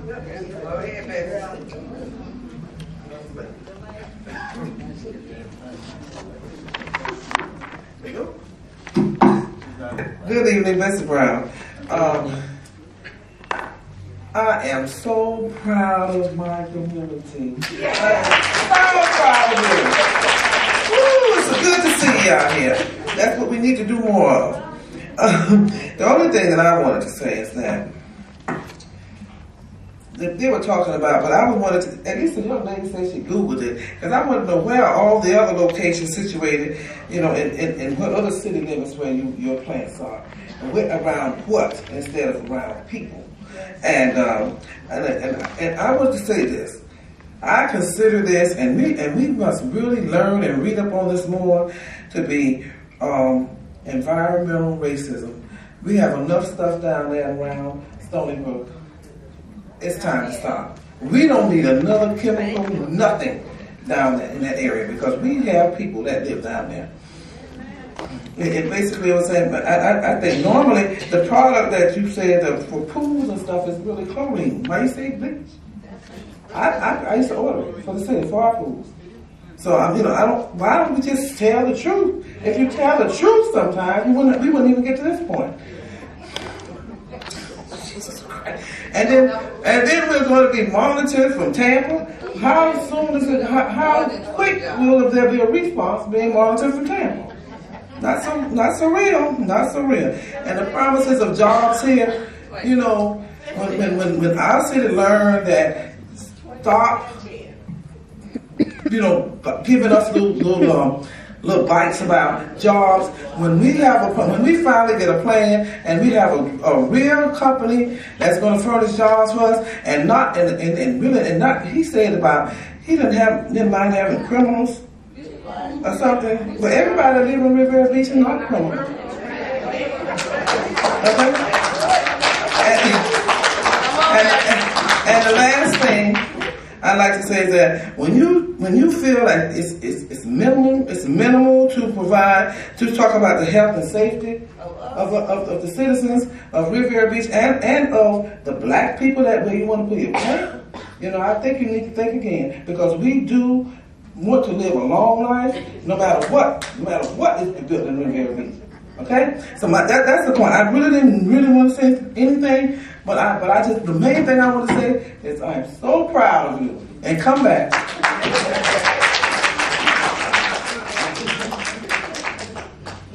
Okay, so that concludes our public comments. We're gonna go ahead and go into board comments. We're gonna move to board comments. Mr. Wiggum. Thank you, Madam Chair. I've been sitting here listening to citizens of Riviera Beach. I am proud of you. Judge Rogers asked me in 1999 to serve on this board. And he said, I want you to help us out. He knew that I knew how to read blueprints because I taught architecture drafting. He knew that I lived in this city and I was concerned about it. And I am. I've been here for 54 years. I taught in this town for 36 years.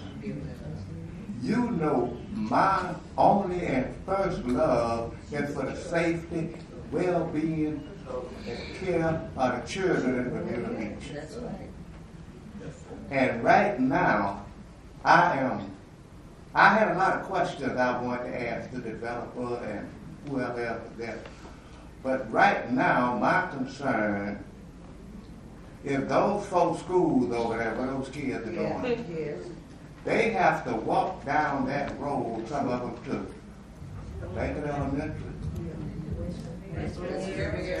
They have to walk down to Suncoast, John F. Kennedy, and Bethune Elementary. They have to walk that way.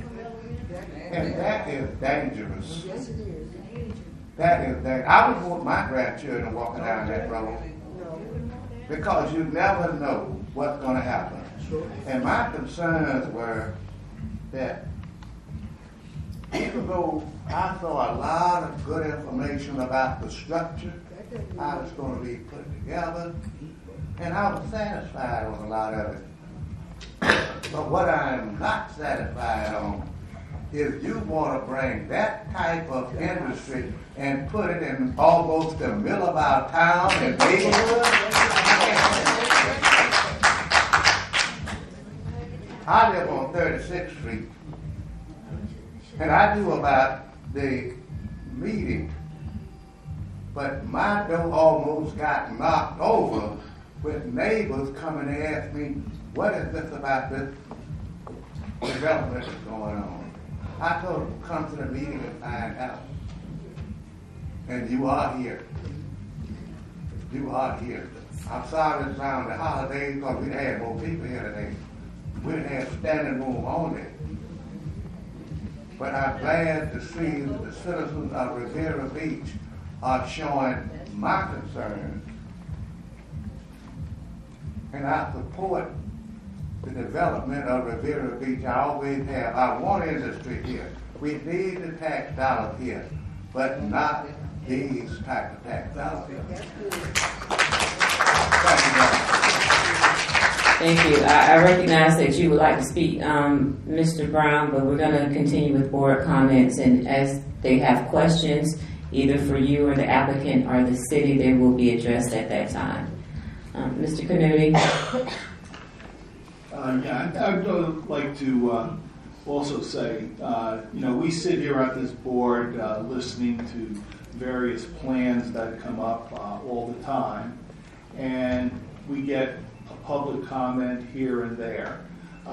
It's really pretty impressive to see that the community really mustered itself to come out here and make their views heard.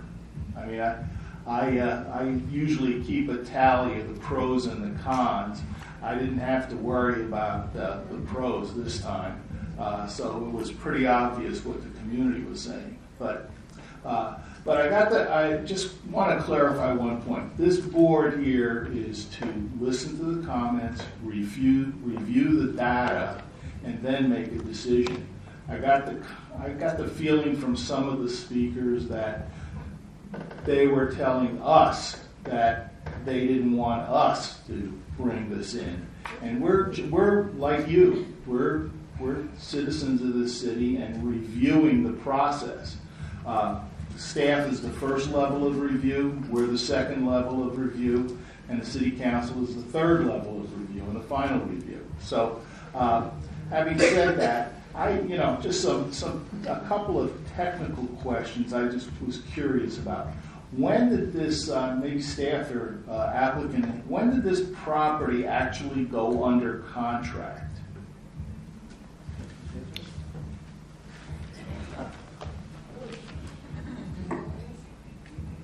It went in under contract in September of this year. September. So from September, we're suddenly pressed to have to make the decision so that on all of this data, so that you can exercise an option on this land.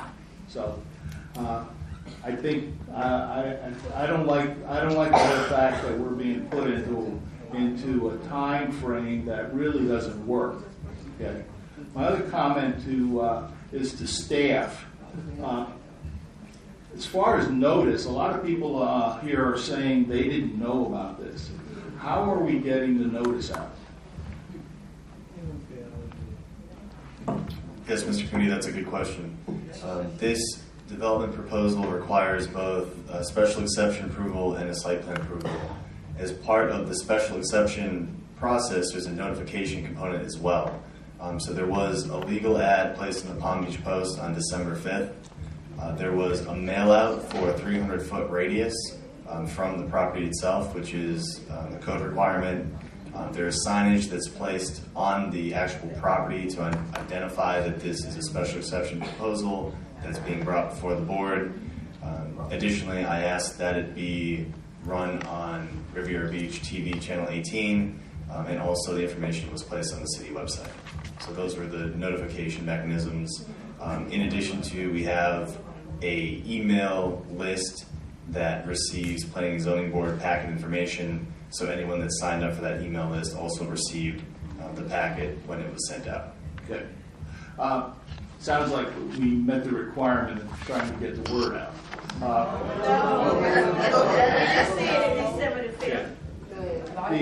My other question is, why all of the technical data, which is pretty complicated, and frankly, I'm not sure I can comprehend it, but all of the technical data was furnished by the applicant. Okay? Why is it that we do not bring in an independent firm to do our analysis so that we can check all of this data? If you reference the letter from staff, I believe it was December 7th, there were 3 proposed reviews. One was an environmental review by a third-party entity.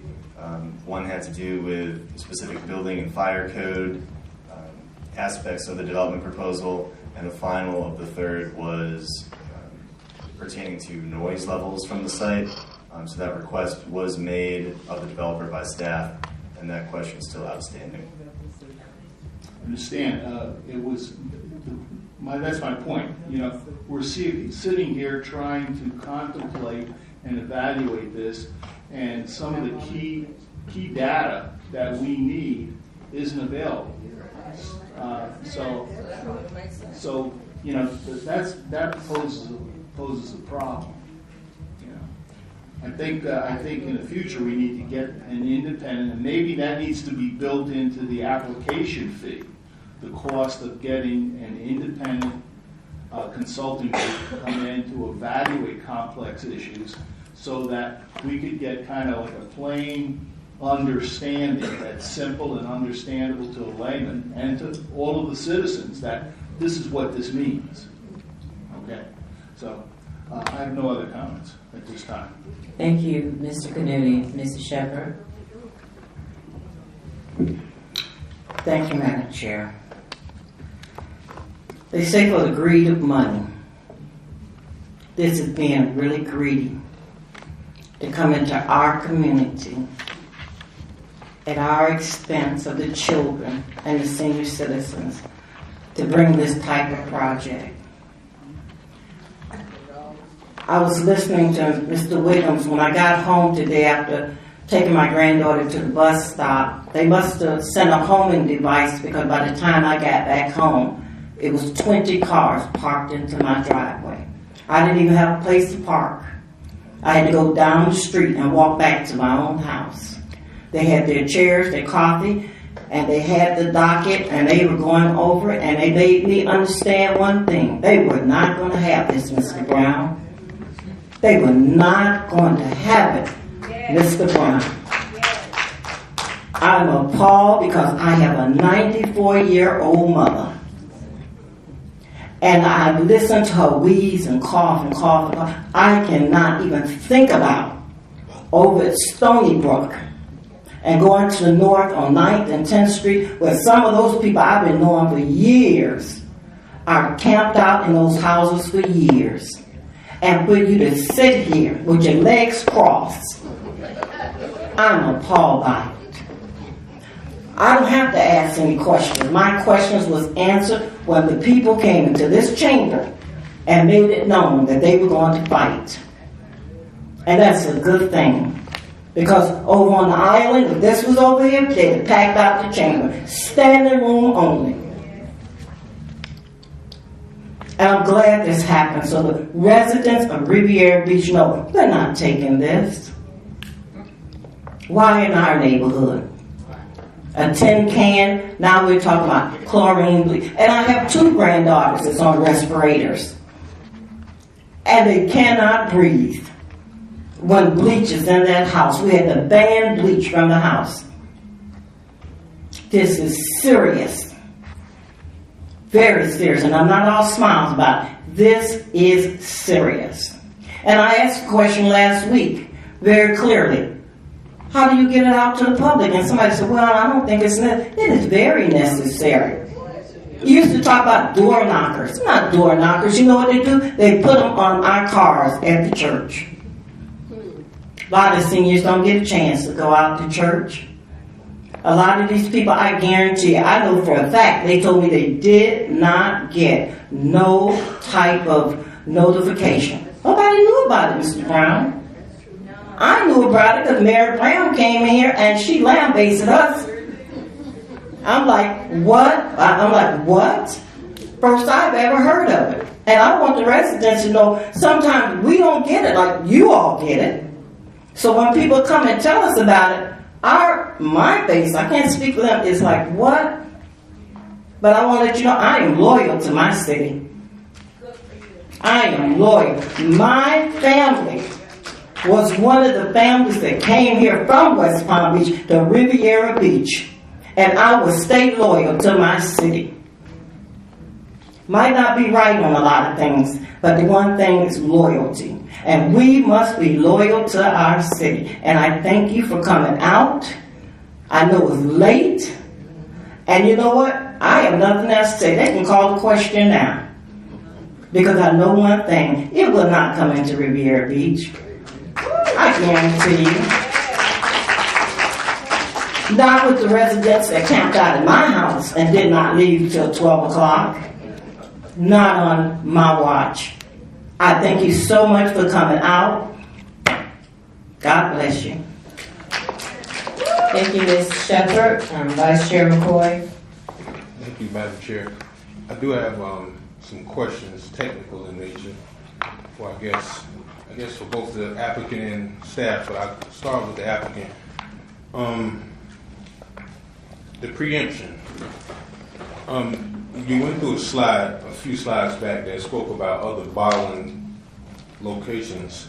Did this preemption apply to those locations as well? And I was trying to search on the internet and I couldn't find where those bottling locations were specifically, because I wanted to see if there was any residential communities located near those bottling facilities. Yeah, if you're referring to the very similar plant that we are under construction in Tampa, the residential communities, it's located in Hillsborough County. It's not actually in the city of Tampa, it's in Hillsborough County. There are residential areas about 1,000 feet away. But Hillsborough County, again, this is bleach, and the Hillsborough County felt that that was fine since the property was zoned industrial. But it's a very similar situation. There was some residential properties that are among some industrial areas that just for weird zoning in the past. So, and the preemption applied for those properties as well? What do you mean by preemption? The railway?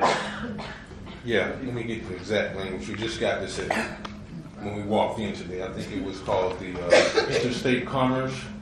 Yeah, I'd like Commission to defer Termination to Act. my attorney on the preemption issue. I'm just answering the question. The other identical facility that we built in Tampa it does have residents within 1,000 feet of it, though. So as far as the preemption itself, I'll yield to my attorney. I didn't do that research. Thank you. Mr. Vice Chair, the preemption issue applies only when you're dealing with a railroad or a business that has railroad service as an integral part of its operation. So, in the Tampa facility, which I visited, a portion of that business, which is just like this proposed site, has a rail service. Yes, the preemption would also apply to that business. Under the statute, and your counsel will eventually advise you of what their position is. My reading and understanding of the statute, I'm quite confident that it's accurate, that when you have a business that, as this one is proposed to be, in a rail yard, and it satisfies the criteria where a significant, or the language is integral part of your business, depends upon railway service and intermodal transportation, as in trucks, ships, or whatever, then that statute preempts local regulation other than the area that I addressed earlier. And so that we perfect the record, we do have two documents that I'd like to have put into evidence. One from CSX Railroad, which indicates that it in fact has entered into an agreement with my client to provide rail service. Two, from a company, Yelvington, that owns a track adjacent to it, that indicates that it has entered into an agreement with my client regarding the transport of product over the rail line. And that, in the operation that will be on this site, if it's approved, is what triggers the preemption that I referenced earlier, Mr. Vice Chair. And I'm quite confident in the legal analysis that I provided. Okay. Next question. The 2-acre tract that was referenced as being subleased, is that already being subleased to the aggregate company? There is an that is one of the agreements. There's an agreement, an arrangement with the aggregate the company that will provide the aggregate that will provide it to CMAX. Yes, that is one of the agreements that I just asked to be put in the record. Okay, and I don't know much about aggregates, but I'm was going to ask. Rock. Right. Well, not so much that. I don't know so much about the raw materials that's involved in aggregate, but I did see in the application that it referenced obviously the sodium chloride, but I didn't know what additional those raw materials might encompass because it just referenced aggregates, and I didn't know if it was, I don't know what makes rock hard. Is there some other chemical component or something like that? So that's why I wanted to know exactly what the other materials was that was already agreed to be leased on the southern portion, because that I think is another determinant in deciding this. So the aggregate has nothing to do with the bleach operation. And I'm sure of that. But what I'm saying is I think it referenced the materials or the raw materials or something of that sort. And I'm just curious as to what those materials were, if they were hazardous. I mean, my question is, if you have sand, I don't know what chemical component turns it into an actual rock or turns it into a brick. So I was curious as to what those raw materials were that were being proposed to be stored on that property, because that wasn't in the initial application. So I apologize if I confused you. I believe it will be lime. There are significant rock quarries that are down in the southern end of the state, as you may know, and it's mined from there, and then it would be transported by train in the rock. Now whatever chemical or geological makeup is what it comes out of the ground. Am I understanding your question, or would you like more detail on that? It sounds like you're asking what kind of rock, or where does it come from, or what is its chemical or a nutrient component, mineral component? What components are going to then be added into the whatever the raw materials are, combined with that sand? Are those raw materials hazardous? What are they? We don't. All we know is materials. Yeah. Again, the only thing that we're bringing on site that's a chemical is the bleach. We're not bringing any other chemicals on site. Our I guess you'd call them our leasee, who's bringing the aggregates, is going to be basically bringing stones. When you make concrete, there's actually rocks or stones in the concrete, and they're a certain size based on the grade of the concrete. So, most of the stones, there's going to be no further refining of it if they're going to be sent over to make concrete. So you're looking at, just stones made of silica, calcium, granite, quartz. Precisely. So we're getting there. Is that stuff stored at your location? The plan is to store it in the area we showed you on the map called Phase 3. It would just be lifted off the rail car, stored, and presumably they're going to sell it to the concrete company. Right, and we're at the point where we can't presume. We have to kind of know at this point. That's why I was saying if there are raw materials that then create aggregates or stones or bricks or whatever you want to call it, that's kind of what I was asking for. But I think it may be something that is specific, or maybe trade, I guess some sort of so the raw materials that will be brought in are just stones, just rocks. Okay, well thank you. That's I didn't know if it was just rocks or were there other components. No, there's no other components, just rocks. Well, while you're there, Mr. Altman, I wanted to ask about those open-ended questions that staff never got answered about the third party, I guess the independent person that will come in and offer. I mean, this is right. I mean, I'm thinking somewhere about maybe at best 50 feet from the rear wall of Stony Brooks, the multifamily housing community right there.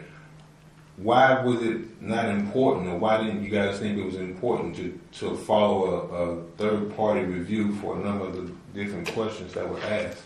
Well, at first it's actually 400 feet where our operations are. At least from the property line. It's about 400 feet from the property line is where our operations are going to take place. Not your operations, the property line. Right. Yeah. The wall you're proposing. Right. To the rear wall of Stony Brooks is not 400 feet. Okay, the property line abuts Stony Brook's property line. That's true. Right. Okay. So just because it's so close in proximity, that would kind of, us being good neighbors, we want to err on the side of life and safety. I kind of would have thought that was given. That's one of the reasons that when we laid everything out on the site, we put everything toward the south on the site and toward the east on the site to maximize the distance from, for example, where the bleach storage tanks are, is about 400 feet to the closest Stony Brook apartment. And so that's why we laid the site out like we did, to maximize that distance. Now, you ask about that, the issue is, first, it's, we have to get permitted. There's a lot of permits that are required for this site from both the state and local governments. And every bit of permitting, you have to comply with all the current laws, rules, and regulations. And everything that you design has to be signed and sealed by an independent third-party engineer. So that third-party analysis was done already by third-party engineers.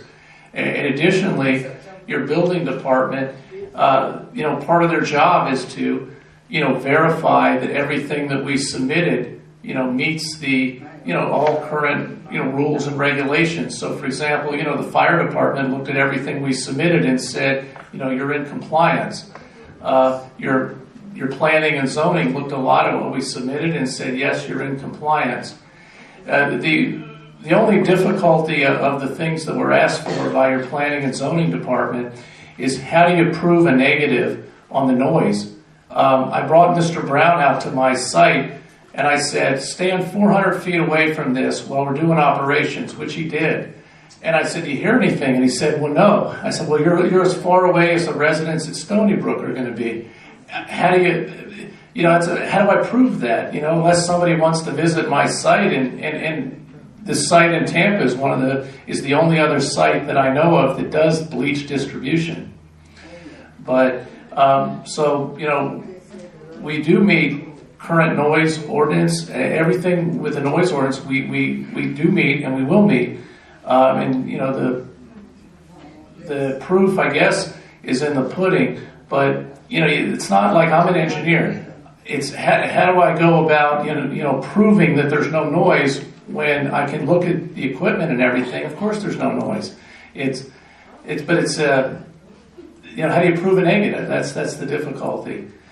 But the rest of the items, we're all covered by third-party engineers in your own review, based on your planning department, your fire department, your police department, your city engineer, have all reviewed it. I'll end with you on the sound.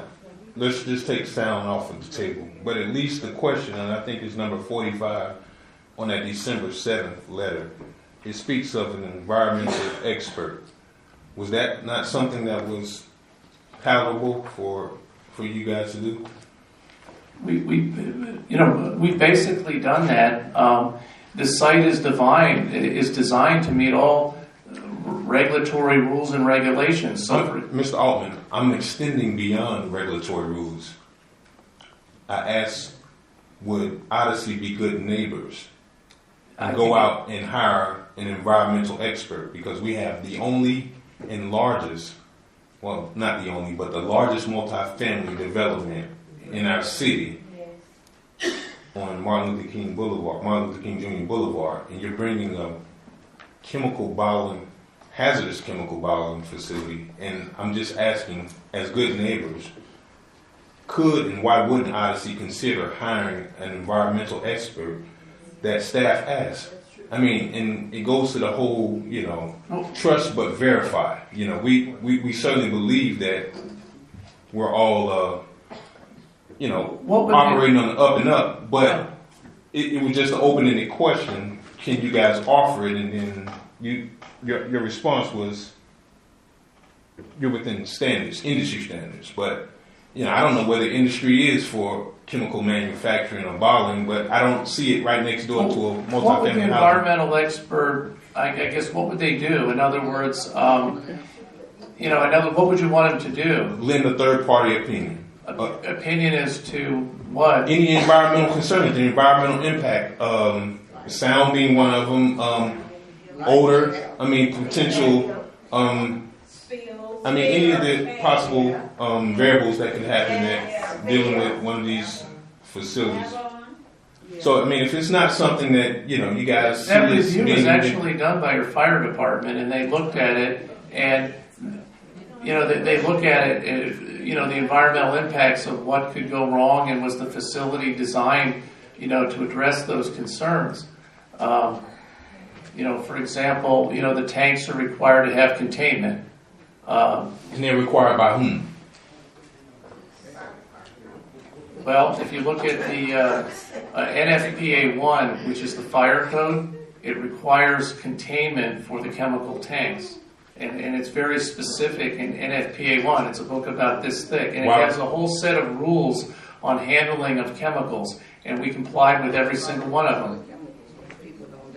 And I just wonder, why would they require, the fire code require that they have containment? So if you had a spill, it wouldn't get out anywhere. In other words, you want to be able to contain the spill. It's also good practice on our part, because if you had a spill, you'd want to collect the product and resell it. You wouldn't want to lose the product. So that's why you have a containment area. Okay. I've asked some questions, and I appreciate you, Mr. Altman. But, I actually go back to that same question, which I guess is kind of, a staff question as well as an applicant question, but the timeline just doesn't exist because, Mr. Gagnon mentioned that this was a legal notice that was placed on December 5th in the Palm Beach Post. We were at our city planning and zoning board meeting last week, a week ago today, which is on December the 8th. And that was the first time that we've gotten official notice, which was just 7 days ago. We didn't get the packet until Friday, which, I don't know when you observe Sabbath, but I actually got a chance to dive into it on Monday. Then when we got into the chambers this evening, I got bombarded with about six different handouts or letters or analysis, and I just was kind of really listening to the comments, and I don't think I'm in any better position now than when we started. And I certainly understand the comments, but I want to make sure that we have all of the information and have staff with all the information. My sentiments and my inclination is that this can't even be voted on either way because we don't even have all the information. So from your perspective, Mr. Altman, was there a time deadline? Because I heard that reference. Part of the problem when for somebody like us is we're under contract on the property, and the contract expires, and the process has just taken a long time, and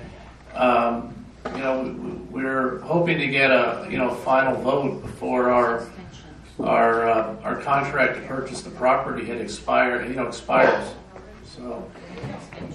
Okay, well, those are my comments. I will say this one last thing. I kind of was really looking, especially for some sort of legal determination, or I guess some opinion, or even comments from our city attorney's office regarding the preemption that was just proposed tonight. That would really change a whole lot of what's going on here. So. Those are my comments, Madam Chair. Thank you, Vice Chair McCoy. My questions are kind of been asked already, but Mr. Altman, I think what Mr. McCoy may have been trying to find out, but you talked about earlier in your presentation was being a good community partner. You didn't show any effort with that by not wanting to provide this city with the things that we asked for, the third party opinions. Just doesn't seem like we're worth it to you. So it doesn't seem like a good community partner.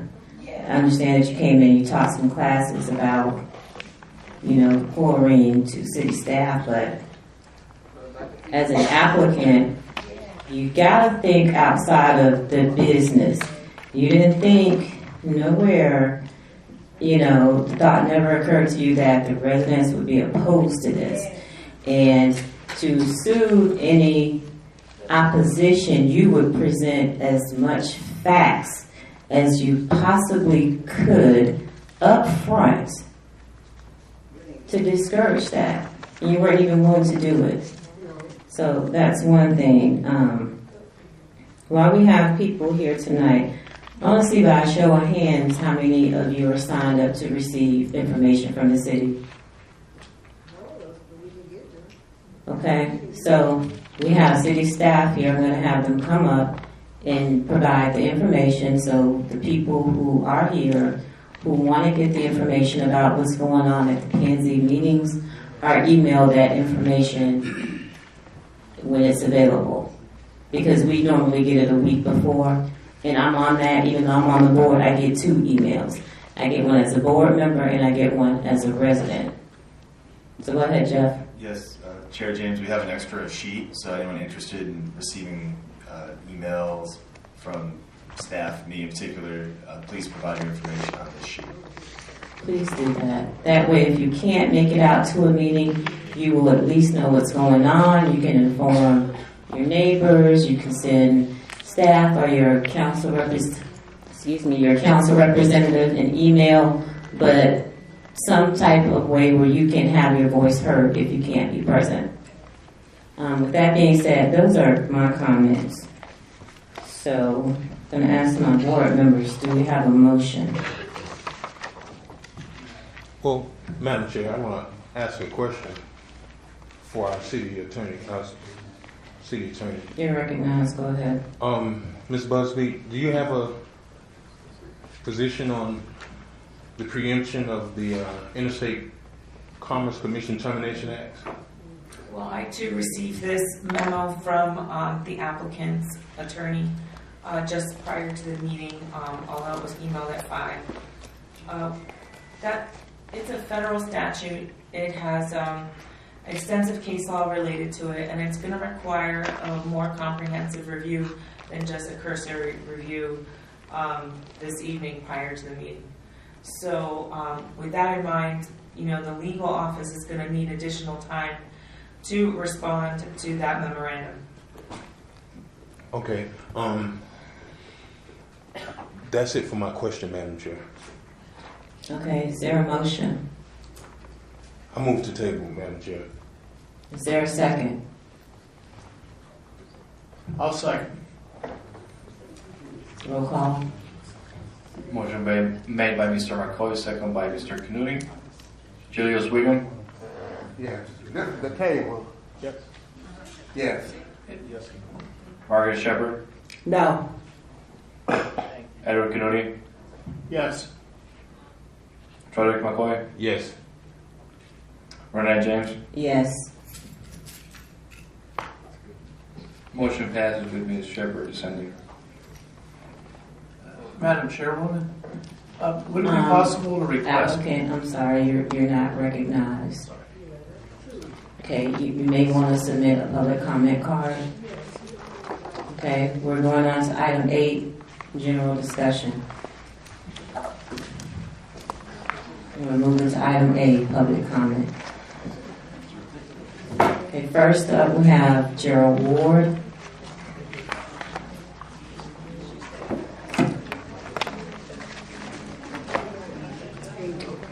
Good evening again, Gerald.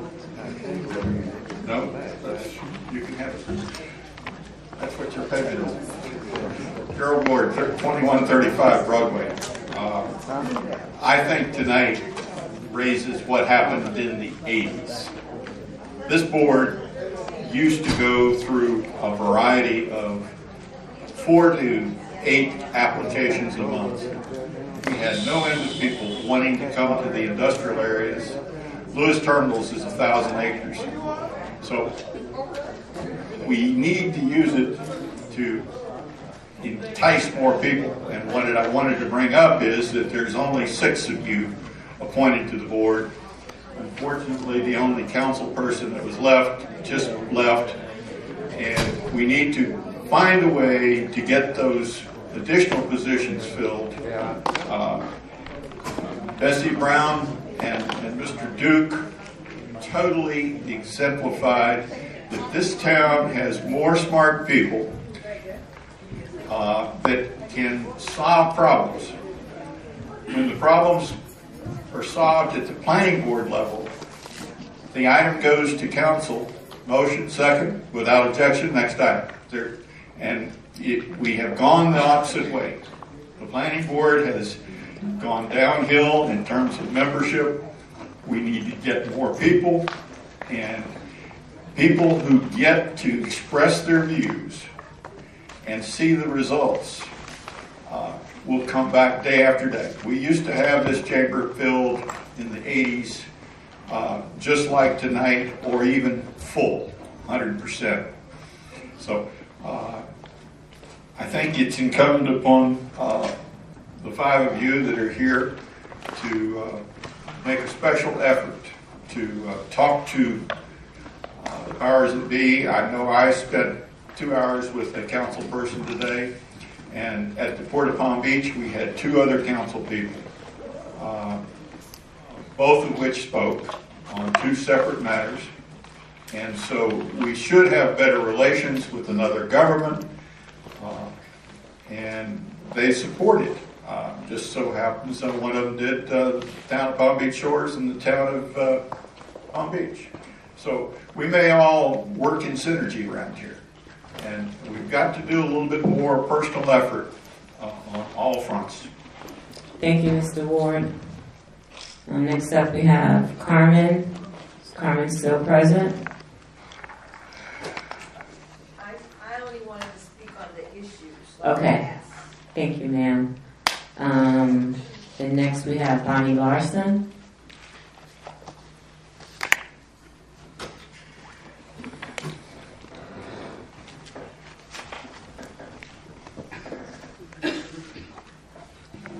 Bonnie Larson, I have a few things I'd like to suggest to the P&Z board that you asked for. And one of the things is that this meeting be televised. That would be a great way of letting residents know what happens. And also the board can watch at home if they don't want to attend. They have enough meetings, but they can watch it at home at their leisure. It's wonderful that the Community Development Department sends out specialized emails or personal emails, but we should be able, every citizen should be able to go to the website, look up planning and zoning, find out what's coming up, and read the minutes. I cannot do that. I'm not a stupid person. I can't do it. And especially with this new website that they have now. A city employee tried to tell me the other day, he said, well, go to government, then you go to P&Z, and there it will be. No. When I tried to do it myself, I got into the P&Z department, and then it told me what the P&Z department was, and then it went back again to say, to get to P&Z, go here. It was round and round like this. The other night when a staff told me, go to government, then P&Z, I did all that. I clicked down like 5 drop-downs, and then it said 2009 was the latest I could get. Where is like tonight's meeting? It's not on it. 2009 was the latest. If I can't find it, I'm sure other people cannot find it either. It should be there. It should be on the calendar every month. On the calendar every month, and I'll bring this up at the city meeting, it only shows what's going on that day.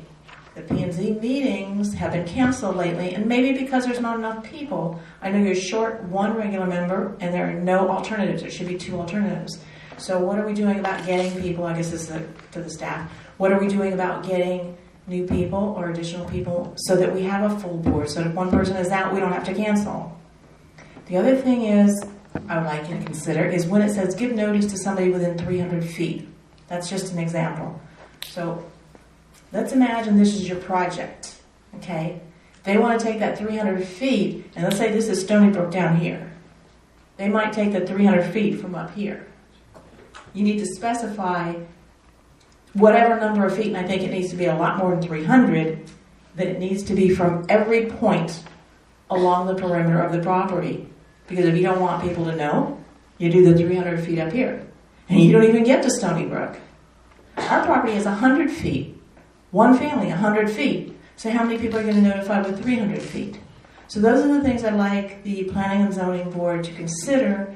Bring that to the council and talk to them about it. Because like I said, we've been canceling so many meetings on the city, on the CRA. There's plenty of time to televise these meetings, and that would let everybody know what was going on. It would answer their questions. And an informed community, you can lower the tempers, you can lower things if people are informed. But when they feel they're not informed, rumors circulate, and people just don't know what's going on, and people should know what's going on in their community. We have a right to know. So if you take those things into consideration. Thank you. Thank you. Jeff, can you speak on that real quick? I know we went around with that a couple of years ago about the television airing that on the channel. So speak to that really, really quick. And the issue Ms. Larson spoke about, the 300 feet. Yes, the distance is measured from a property line. So the property line of any project proposal would be the starting point for measurement. So it wouldn't just be arbitrarily from any point on site. So that's what we use for the distance calculation. The television item has not come up in some time now, so I can revisit that with our executive department and see if it's a possibility moving forward. Additionally, we do provide the postings on our website. Maybe having a more direct link to the packet is necessary at this point, so we can work with our IT department to see if that's possible as well. I would suggest that as well because I had the same issue. Okay. Okay. And I do websites at my job, so. Okay, next comment card we have up is from Mary Brown.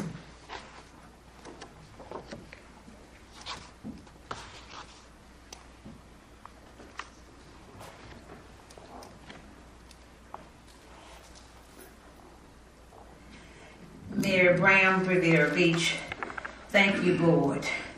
You can see what was happening, exactly what we knew.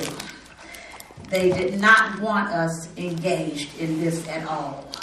This was pushed. It was a lot of criteria in that package that was not even addressed. We still say shame. We say shame on the city, shame on our leaders, and shame on those that we thought that meant us well. And as I always say, it's not because that we do not want development, but we want positive development. We ask for things from this CDAC board here to be implemented so that development could be conducive for the areas as well as our residential areas. But we have the trick of the trade. The devil always comes in, and everybody looks at this city as to come and play, work, and then just leave. 18-wheelers, they will have 18-wheelers. Let's stop horsefooting around. This is sodium hypochlorite bleach. This is more than bleach. In India, see, Ms. Graham always do a research. 2,000 people died in their sleep because this leakage spilled, and they died. 2,000 people. They used these chemicals in World War II. See, my dad served in World War II. He was a map reader. And I guess that's why I like to read too and apply myself. But I also love my community and I love my children. That pre-exemption case law, like I said, warehouse. It doesn't specify that this type would be mitigated to use within our areas and stuff too. Michael Brown is a slick of the trade. He'll do anything to get his deal. So I respect his profession, but I also would like for him to respect this city. He's made a lot of money off of this city here. And I'm surprised, but I'm not surprised because it's a way of life. But when it comes down to the way of life of the residents as a whole, then that puts us in a disagreement. But we could be agreeable as well as disagreeable. So I'm asking them to stay over in town. I'm asking you to seek out, go in a rural area, because I've traveled the countryside too. And I've seen those tanks. And those tanks are dangerous. When we have to move them out of here for a hurricane and then bring them in, what kind of craziness is that? It's crazy. Spills and everything. So I want this board here to be considerate and do their due diligence and respect us and listen to us. Thank you, Ms. Brown. Thank you. The last public comment card we have is for Michael Brown.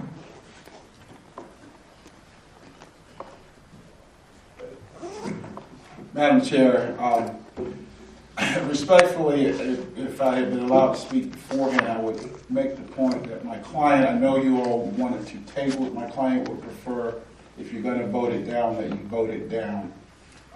Because, again, obviously, the presentation has been made.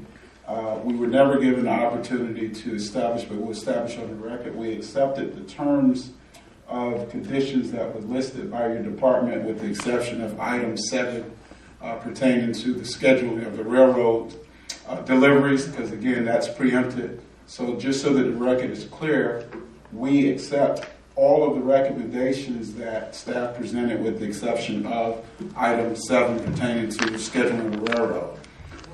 It's clear that the board appears to be not inclined to approve the site plan consistent, I believe, with the law, the existing law of the city. That's your prerogative. We would ask rather than table, because it's pretty obvious that it would be very difficult to get approval based upon the opinions that have been expressed tonight. And we would request that if you are not going to approve it, we do not want it tabled. We would prefer that you vote it down. If that's the option would be to either approve it or vote it down, so that we can move to the next level, present it to the city commission, and go on from there. Madam Chair, thank you. Thank you. Jeff, do you have any comment to what he is proposing? I mean, we've already made a vote tonight to table it. And maybe had we, had the information, the letter submitted sooner, we could have felt like we could have made an informed decision. But since it was presented such at the last minute, that's my thinking, I won't make an additional comment at this time. Okay.